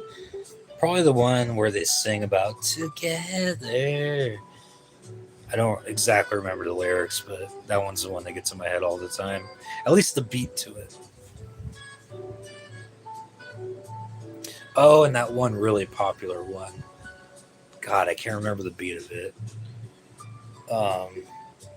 Let me look it up actually, so I could be 100% sure.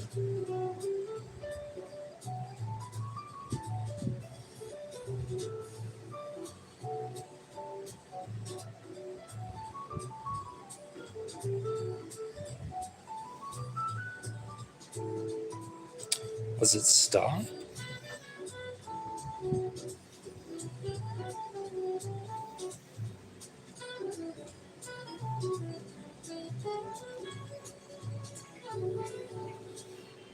Oh yeah, it was this one.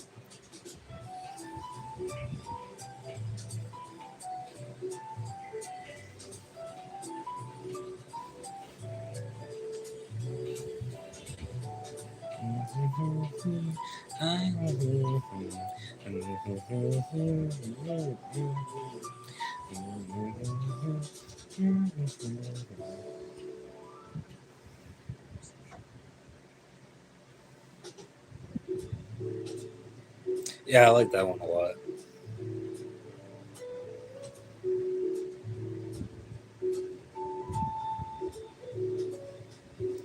Or what's that other one? If you want to be my lover, you gotta get with my friends. Making friends forever, something till the end. If you want to be my lover, gotta get with my friends.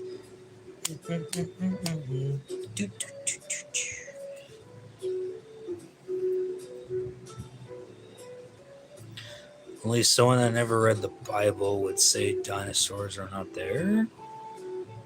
Yes. If you want to be my lover, you gotta get with my friends. Should do a live from a karaoke bar. It sounds like a disaster.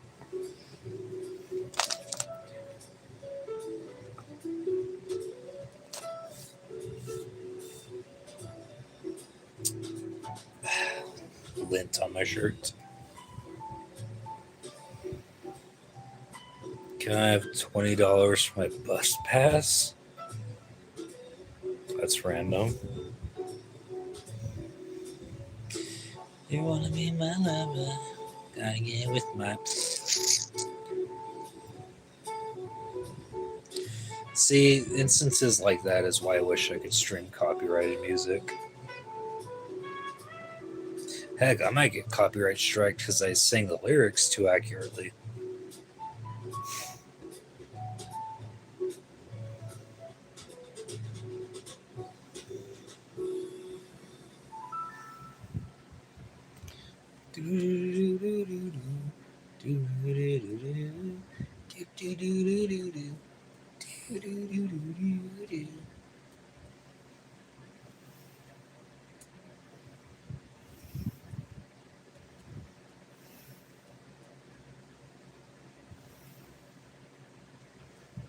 Sorry, I'm just changing the music.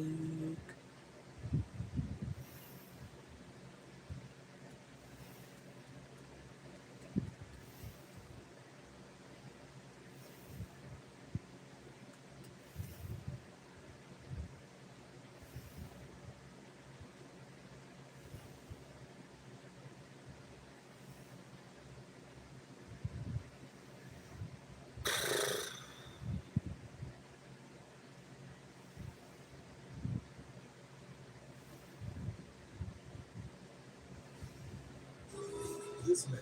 Save up to $200 on select sets of 4 copies. Exposure to natural light. Or maybe you just need a little more.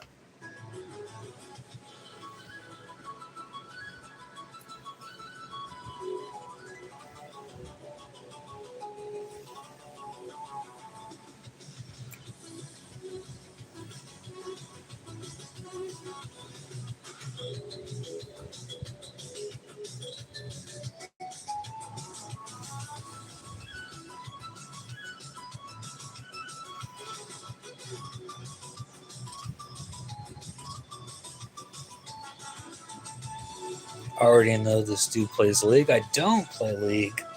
Not at all. Oh, if you're new to the channel, get used to my phone falling.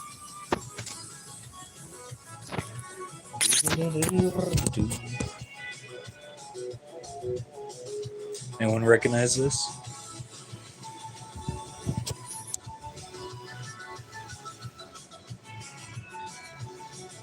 What's wrong, Susan? Welcome, Susan. Answer, you animal. Gotta go see an extreme. Good to see you, man.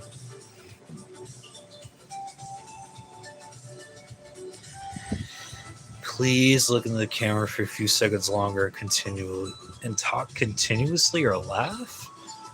Isn't that what I've been kind of doing this whole time?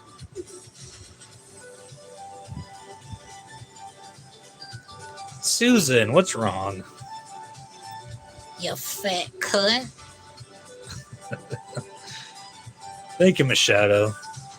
That's Susan, by the way. I call Joshua Susan.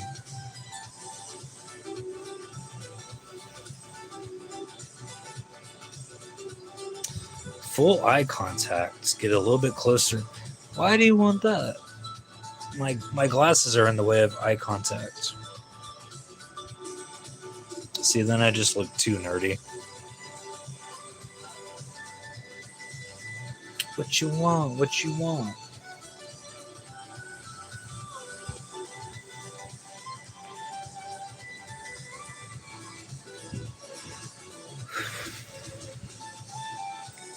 That's what you like, Foxy.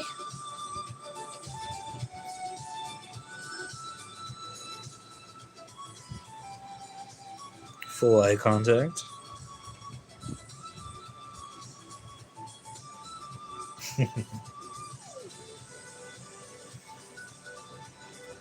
There we go.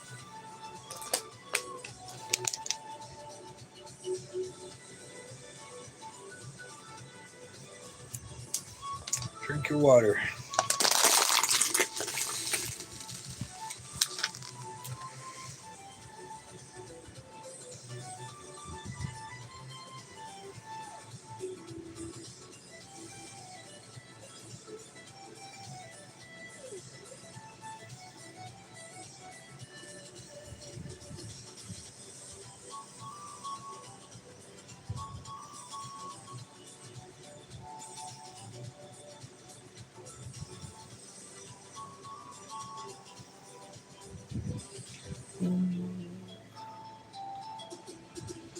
Anyone recognize this?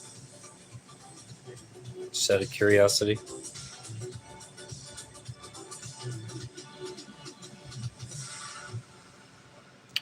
Do scuba dance? I don't know what that is. Sorry. It's blinding me.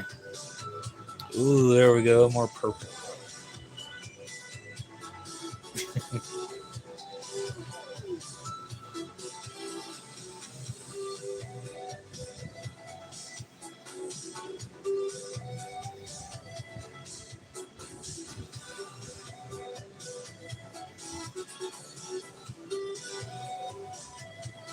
Even I don't know what song this is. Oh wait, is it the Winter Level song? Kind of sounds like it.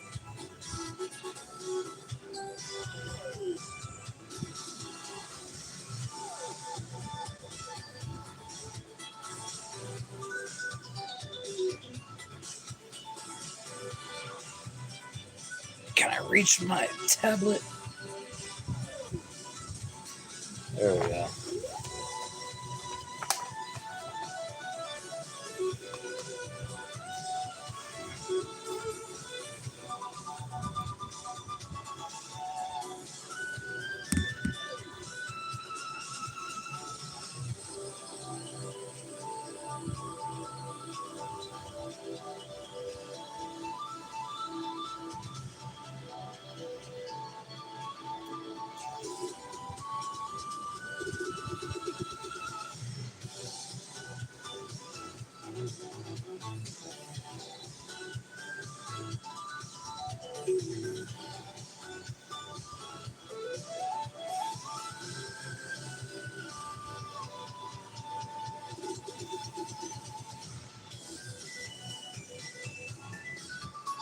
Yeah, it's definitely the winter level.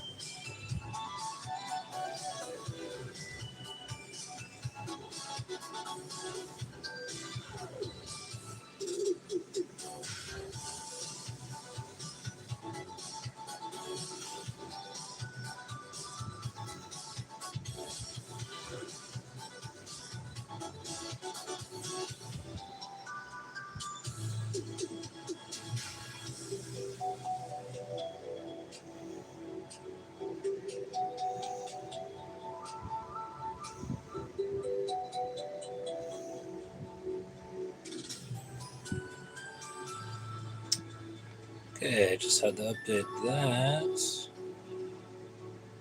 I should be good.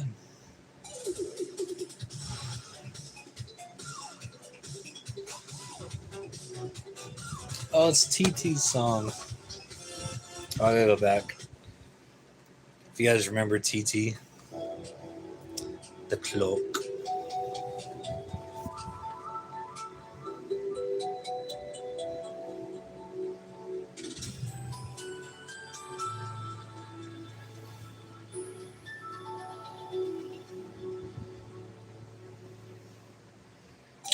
Shut up, Mark. Oh, here we go.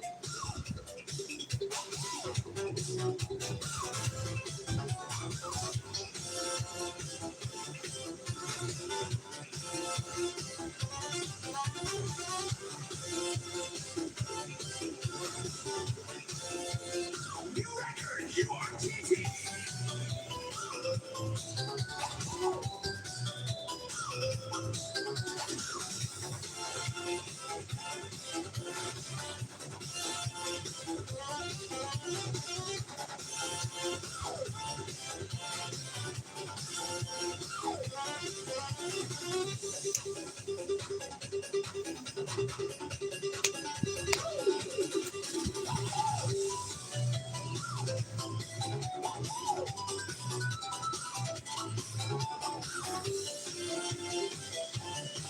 It's funny how much this song borrowed from Celebrate Good Times.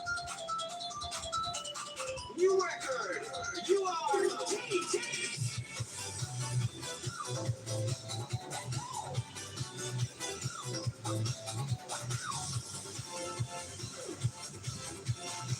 Hi from Japan. What's up? Where do I see myself in the next 10 years?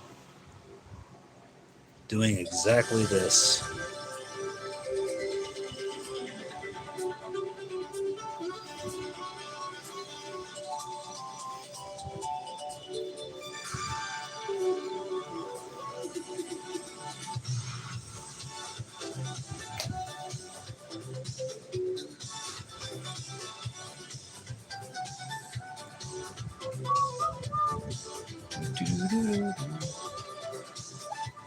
I always forget I can't read with this shit.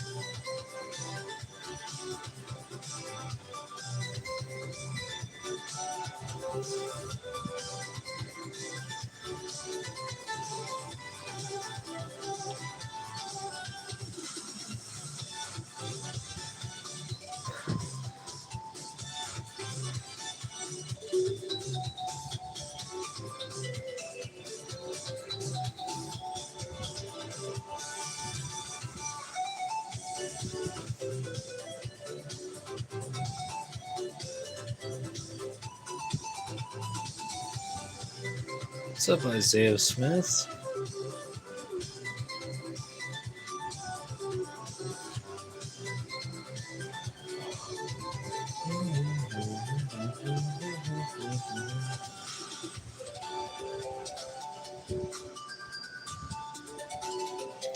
Fortunately, I don't have a collection of that yet. Do I have a job? Yes, I do. Do you?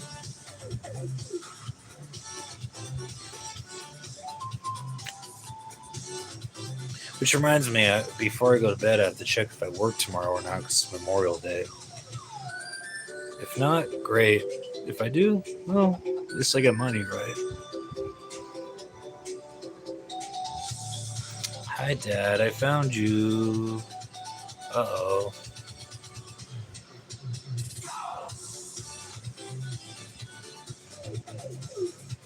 Well, good luck tomorrow then, Billy. Do I have a Grinder account? Yes, I do. Billy, what happened? The steak and cheese milk only at Firehouse Subs. I hate these commercials.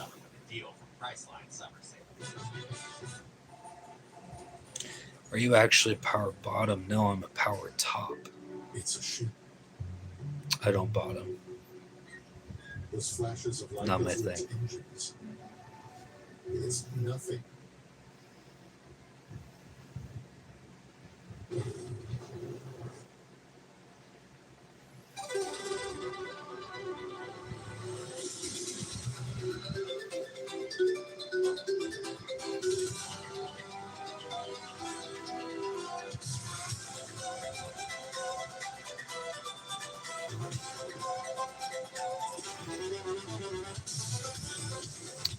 Name a car for an edit. Ferrari. Want to see something cool?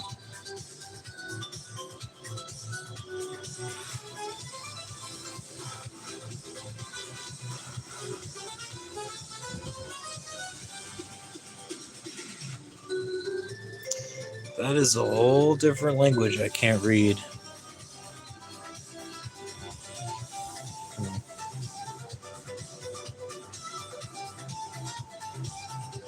Honestly, I have no idea.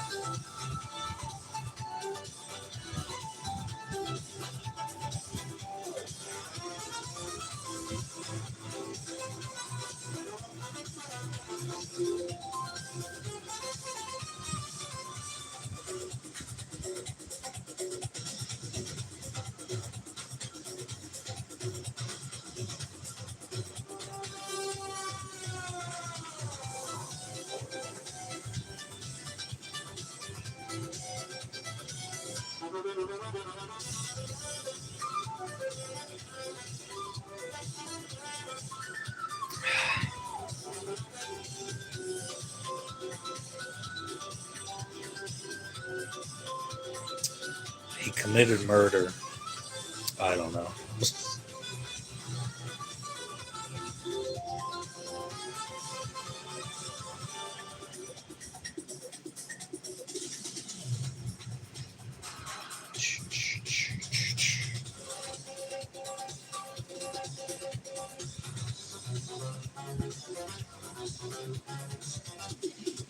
You know what?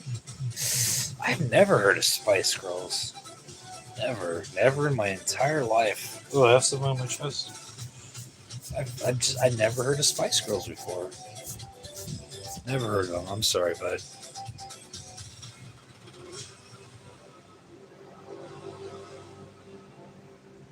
You seem to be the rare species that has their virgin card. No, honey, I don't. I must ask how you achieved such challenge. Easy. I don't do the challenge. Do the opposite of the challenge.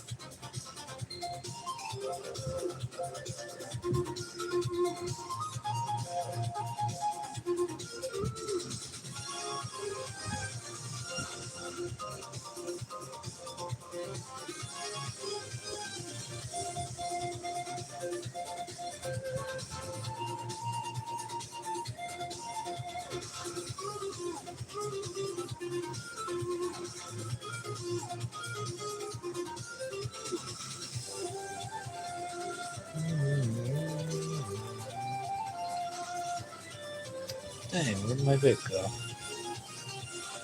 There we are.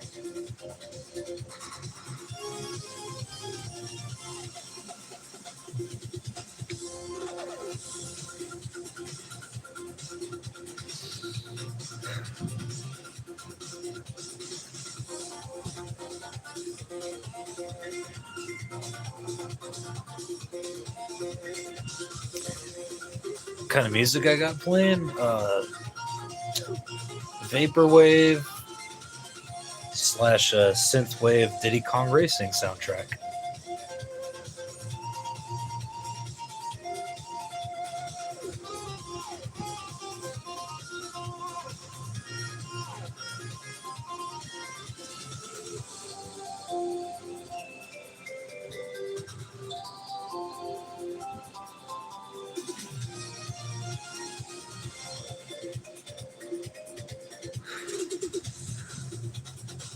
Yeah, this thing's pretty burnt.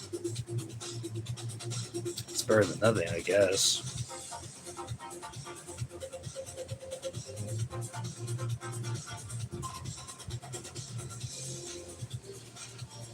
No, I don't think I've heard that. I like what's his name? Mitch Murder. He's a good vaporwave synthesizer. Makes original tracks before AI.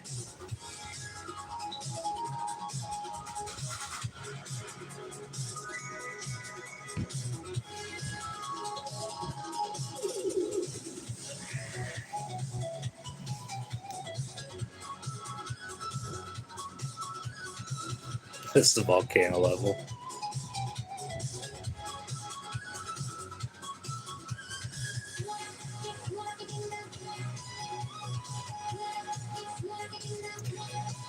My favorite roller coaster?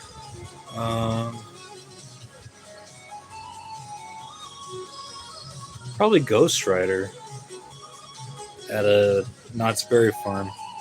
Especially at nighttime when you can't really see anything. It's the best time to ride. That or the Ninja at Six Flags.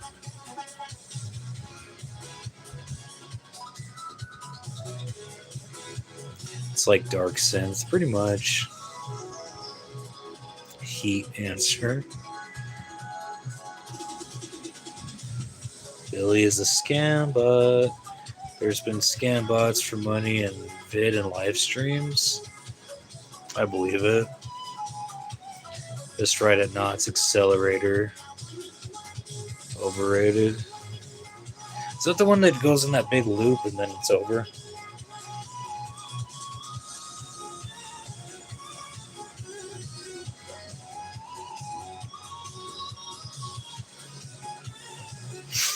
Nose is itchy.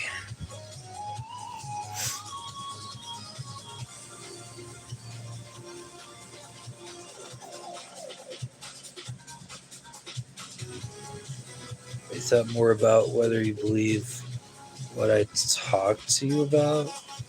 Oh, my Redeemer. But why do you only ask my channel that? Why don't you ask other channels about that? Because on my channel, we don't talk about politics or religion.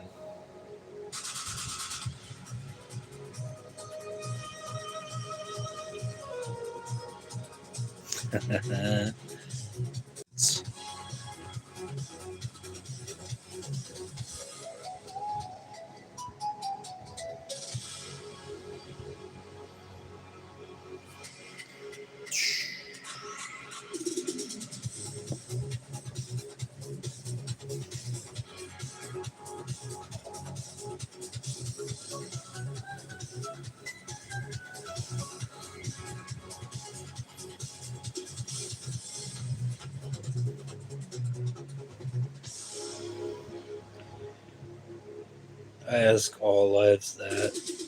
You giggled. Yes, I did.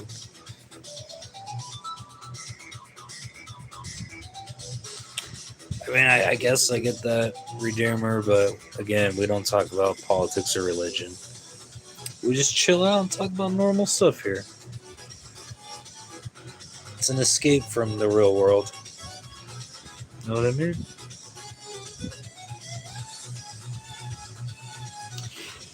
Could you just be Yoshi for streaming?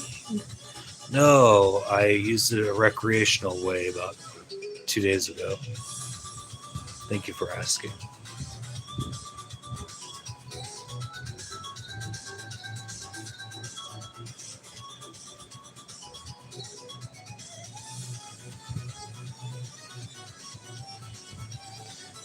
No politics, thank God.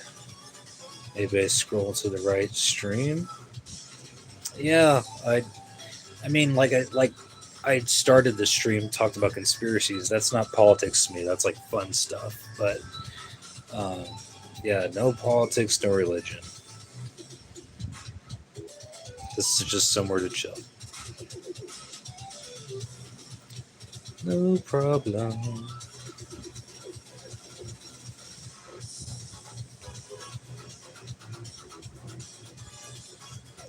Conspiracies I'm good with. Okay, so if you missed anything, if you're interested, if you want to go back on the stream, I cover a few of them. And I was thinking next Sunday for my spooky Sunday, I do a cryptids episode about like different mythological creatures that are part of conspiracies. So check that out if you're interested as well. I plan on doing that. I just need to do a little bit of research this week.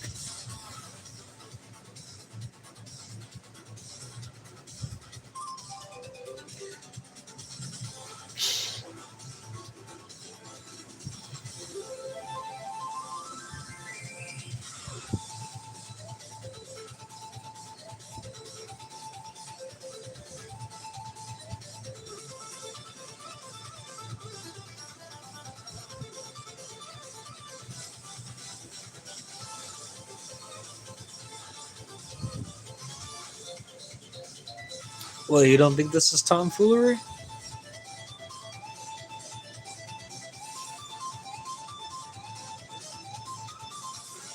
I don't think I've fooled around with a tom before. I can't say I ever have.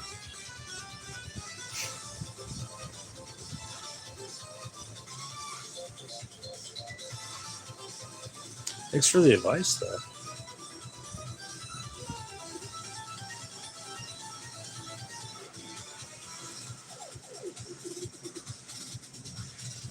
All right, Redeemer. No more religion. No politics, no religion.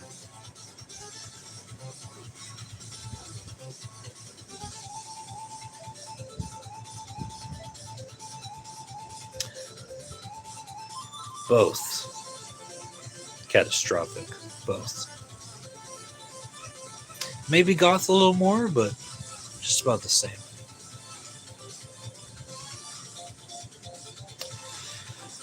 What you doing on live usually? Just Q&A, just hang out, listen to music, talk about random nerdy shit, or anything video game horror related. It's like a random access channel. I do a lot of stuff. Kind of no like specific theme, I guess you could say.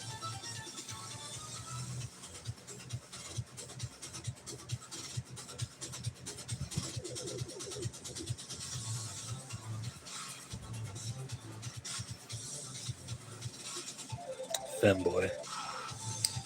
Same, bro.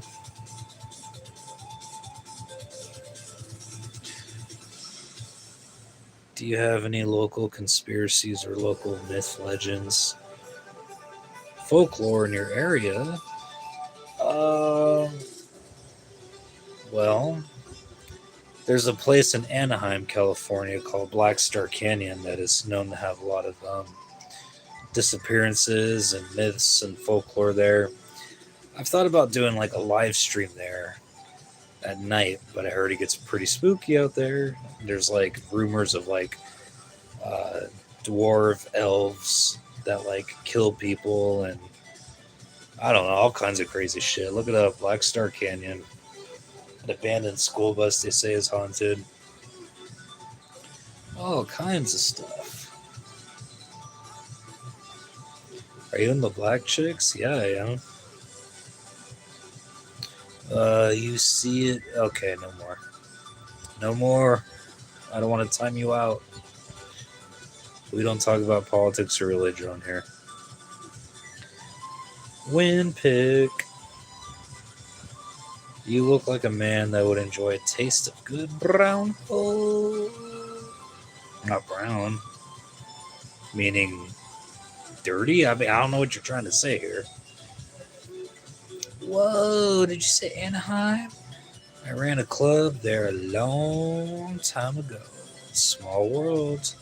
Yeah, Anaheim, kind of like mountain, Orange County area, I guess you could say. I've never been there. I just know of it. But yeah, my team is the Anaheim Angels. If you guys haven't seen my jerseys,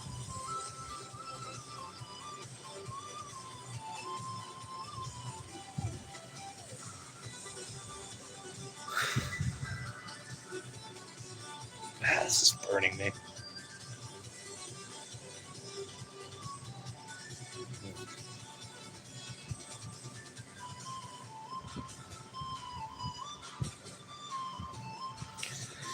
I lived in Orange County when I was younger, college days. Huntington Beach. Nice. Huntington Beach is my beach. Also known as a shark beach because of all the shark sightings the last 15 years or so. But like I said, it makes sense because on the pier you have fishermen always fishing, and then they gut the fish and they throw the rest back in the water. So it's like kind of continually chumming the area. So it's no wonder there's a lot of shark sightings. I mean, it makes sense, right?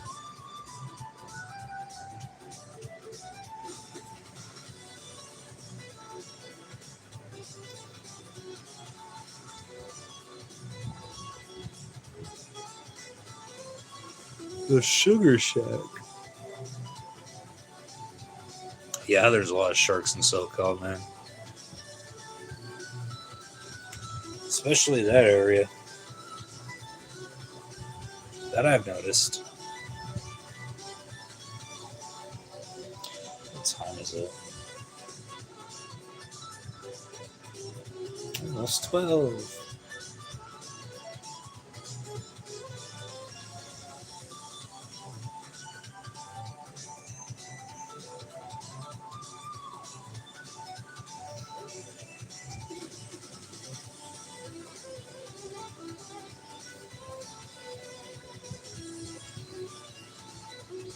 Hello.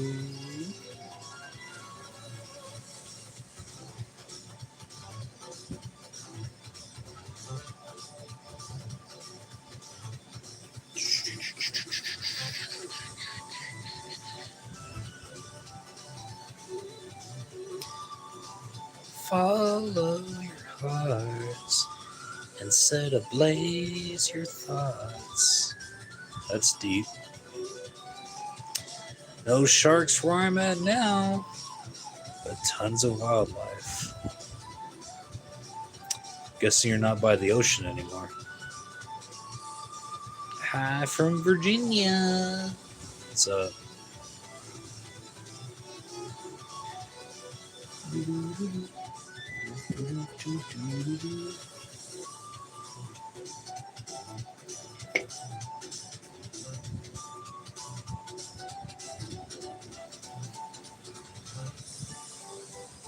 That shirt is life.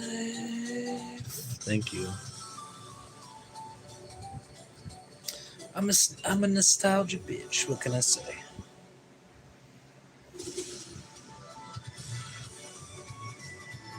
I got it at Target.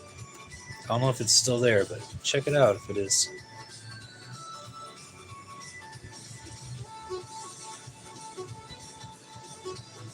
If you want to be my lover, you gotta get with my friends. Ron Burgundy. I'm Northeast Texas. House in town, but keep a cabin home out in the woods. That's how you do it. I love Scotch. I do too. Hells yes, honey, me too. I want yours though, but JK. Thank you. Yeah, it's like it's nice because it's like not overly graphics, but like has the logo and the girls. I get the gist of it just from the shirt. I like it.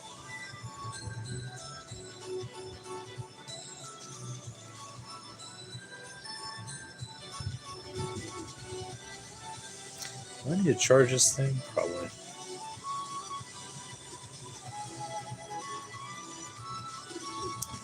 Actually, I do need yours. Okay. Okay.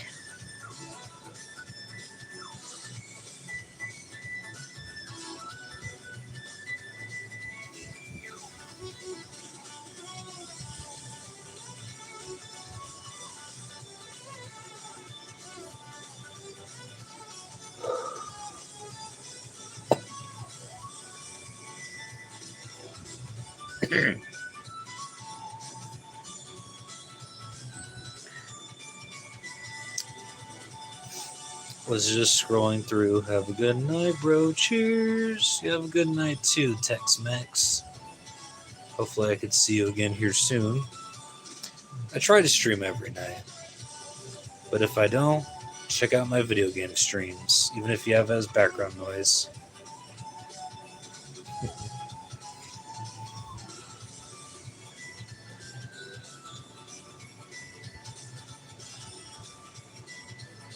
Surrounding seems chill.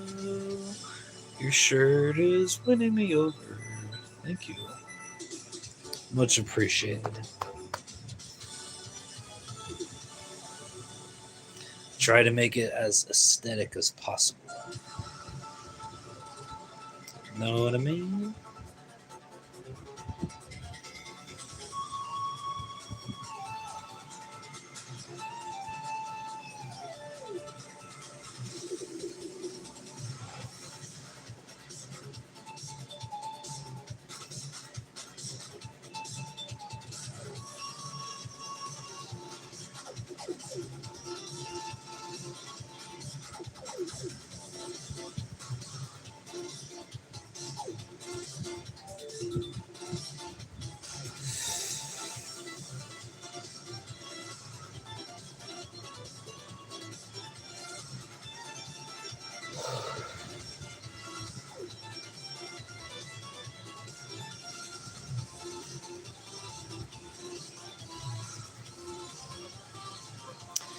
Did he going to come to your house? Diddy Kong? Just because I'm playing Diddy Kong racing music that's been I almost said vaporized. Vaporwaved. So I wouldn't mind if Diddy Kong came by and we could race each other or something, but or if he could give me the coconut gun. Is that what Diddy Kong had in Donkey Kong 64? He had the coconut gun, right? Or was it like a banana gun? Coconut? Banana? I swear, or he had the thing where like he could fly. He had some special ability. But if he came by with something like that, that would be cool. Hells yeah, Diddy Kong. You recognize the music? It's a vaporwave version of Diddy Kong Racing.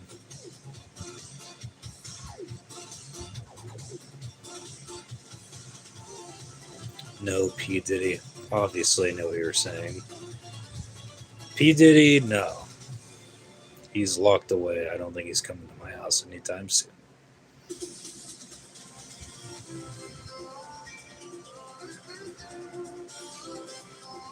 So, what's your claim to fame?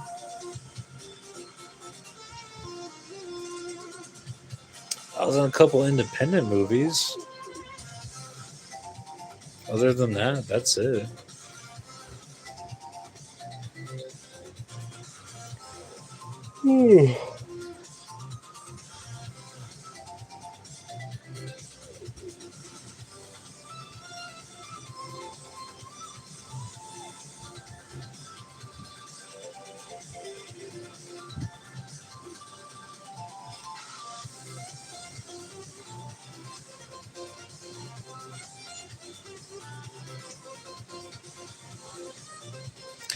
I gotta go to bed, but I'm gonna sub. Thank you. Much appreciated. Just scrolling. That's pretty cool. Thank you. No, you were no.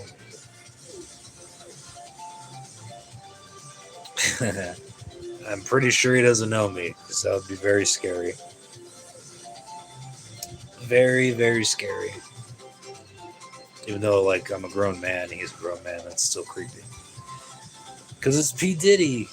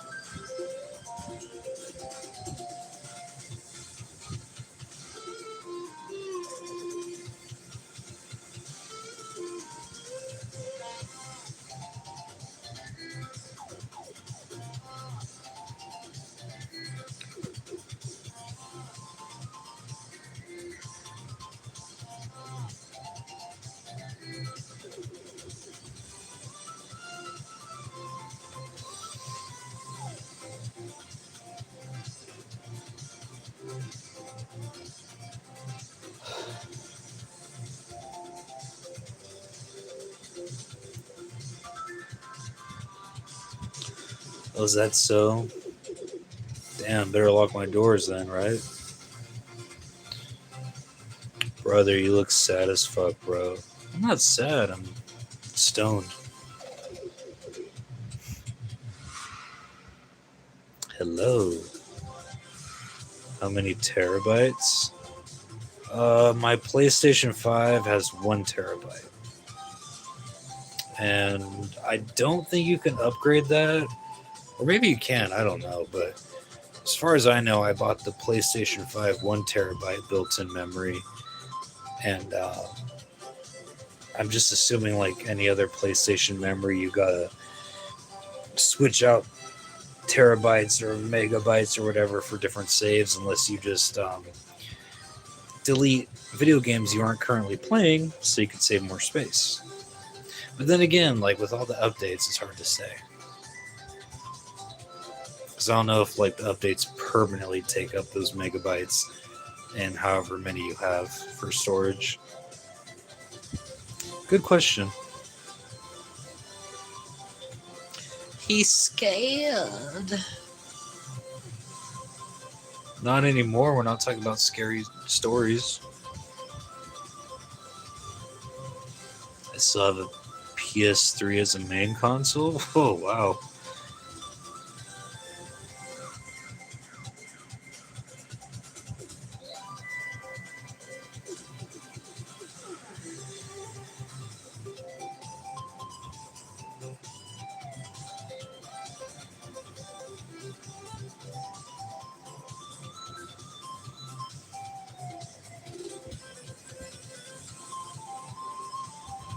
I don't have a lot of rules. You just can't say certain words on this channel chat. I'm sorry.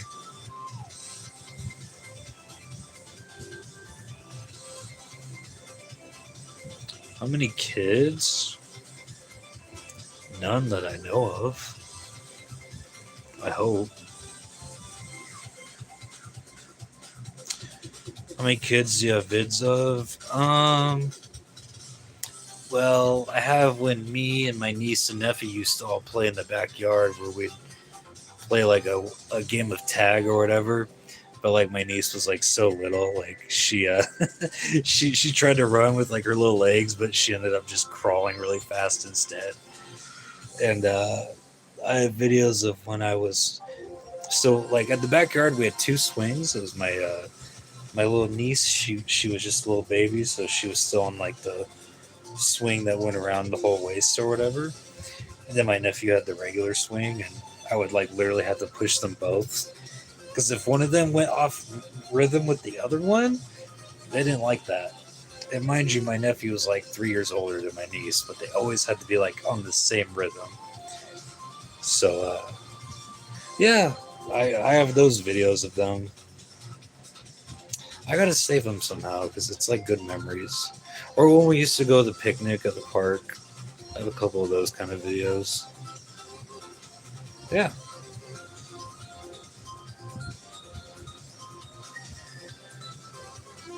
Oh, I don't know if I want to do that. I've already seen Two Girls, One Cup. I'm not a big fan. No, thank you. I'm good on all that.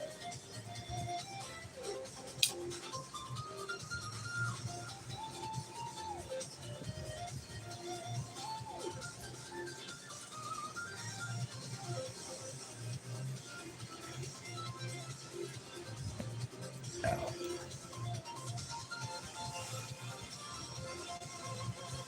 I mean, it was to me like, especially if it was real. I don't know. People like to say it's fake.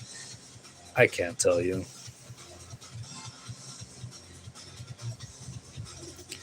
I mean, basically, wasn't that what it was? I mean, I don't remember their ethnicity, but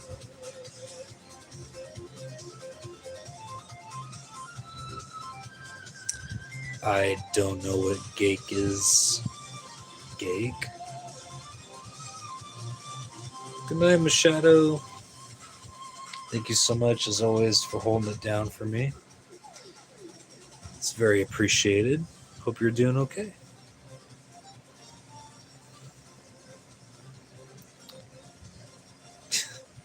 Okay, how do you know they were Brazilian, though? Unless you've done your research. I wouldn't know.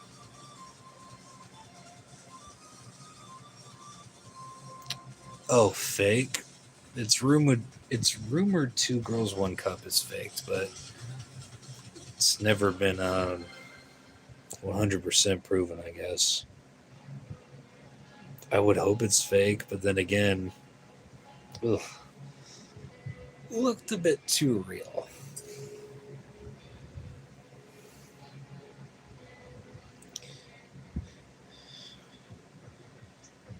You have too many kids in here. I gave up again. Good night. Love you. Well, thank you so much. Love you too, Machado. And like I've said time and time again, this is an 18 and over stream. While I'm streaming, I can't obviously check people's profiles, so I make it very clear in my rules that this is an 18 over stream. I don't have a lot of rules, but that's one of them.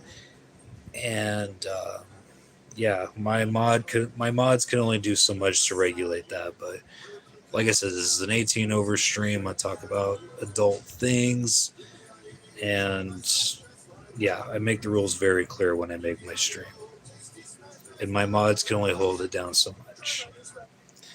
And since I can't really see you guys, even with my glasses on, I can't really tell profiles that I go through. So, just stating the rules.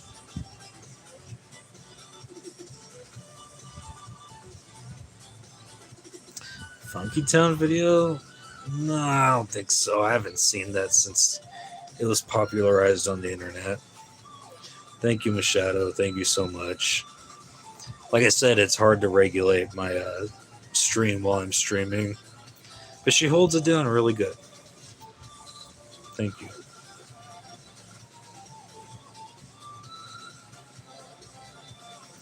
Stream and react to Funky. No, I will not do that. That sounds horrible. I don't think I ever want to watch that video again, to be honest. Can't sleep. What's up?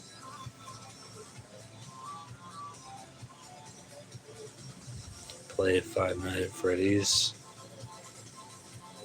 I know a lot of people want me to stream with like my commentary, but like I can't right now because I've been trying to do it the best way I can.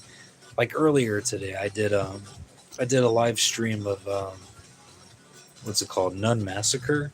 It's like an independent horror game, and I was gonna do commentary with it, but for some reason I had all the options on, and it said it was working, and my voice wasn't coming through.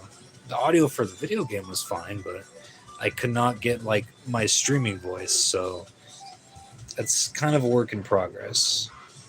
But I mean, if you want to watch it, just me playing a regular with no commentary, I could do that. But I just got to figure out my audio. It's just weird right now. I just gotta have to troubleshoot it until I figure out what to do. But yeah, to answer your question, that's it. But speaking of which, guys, oh,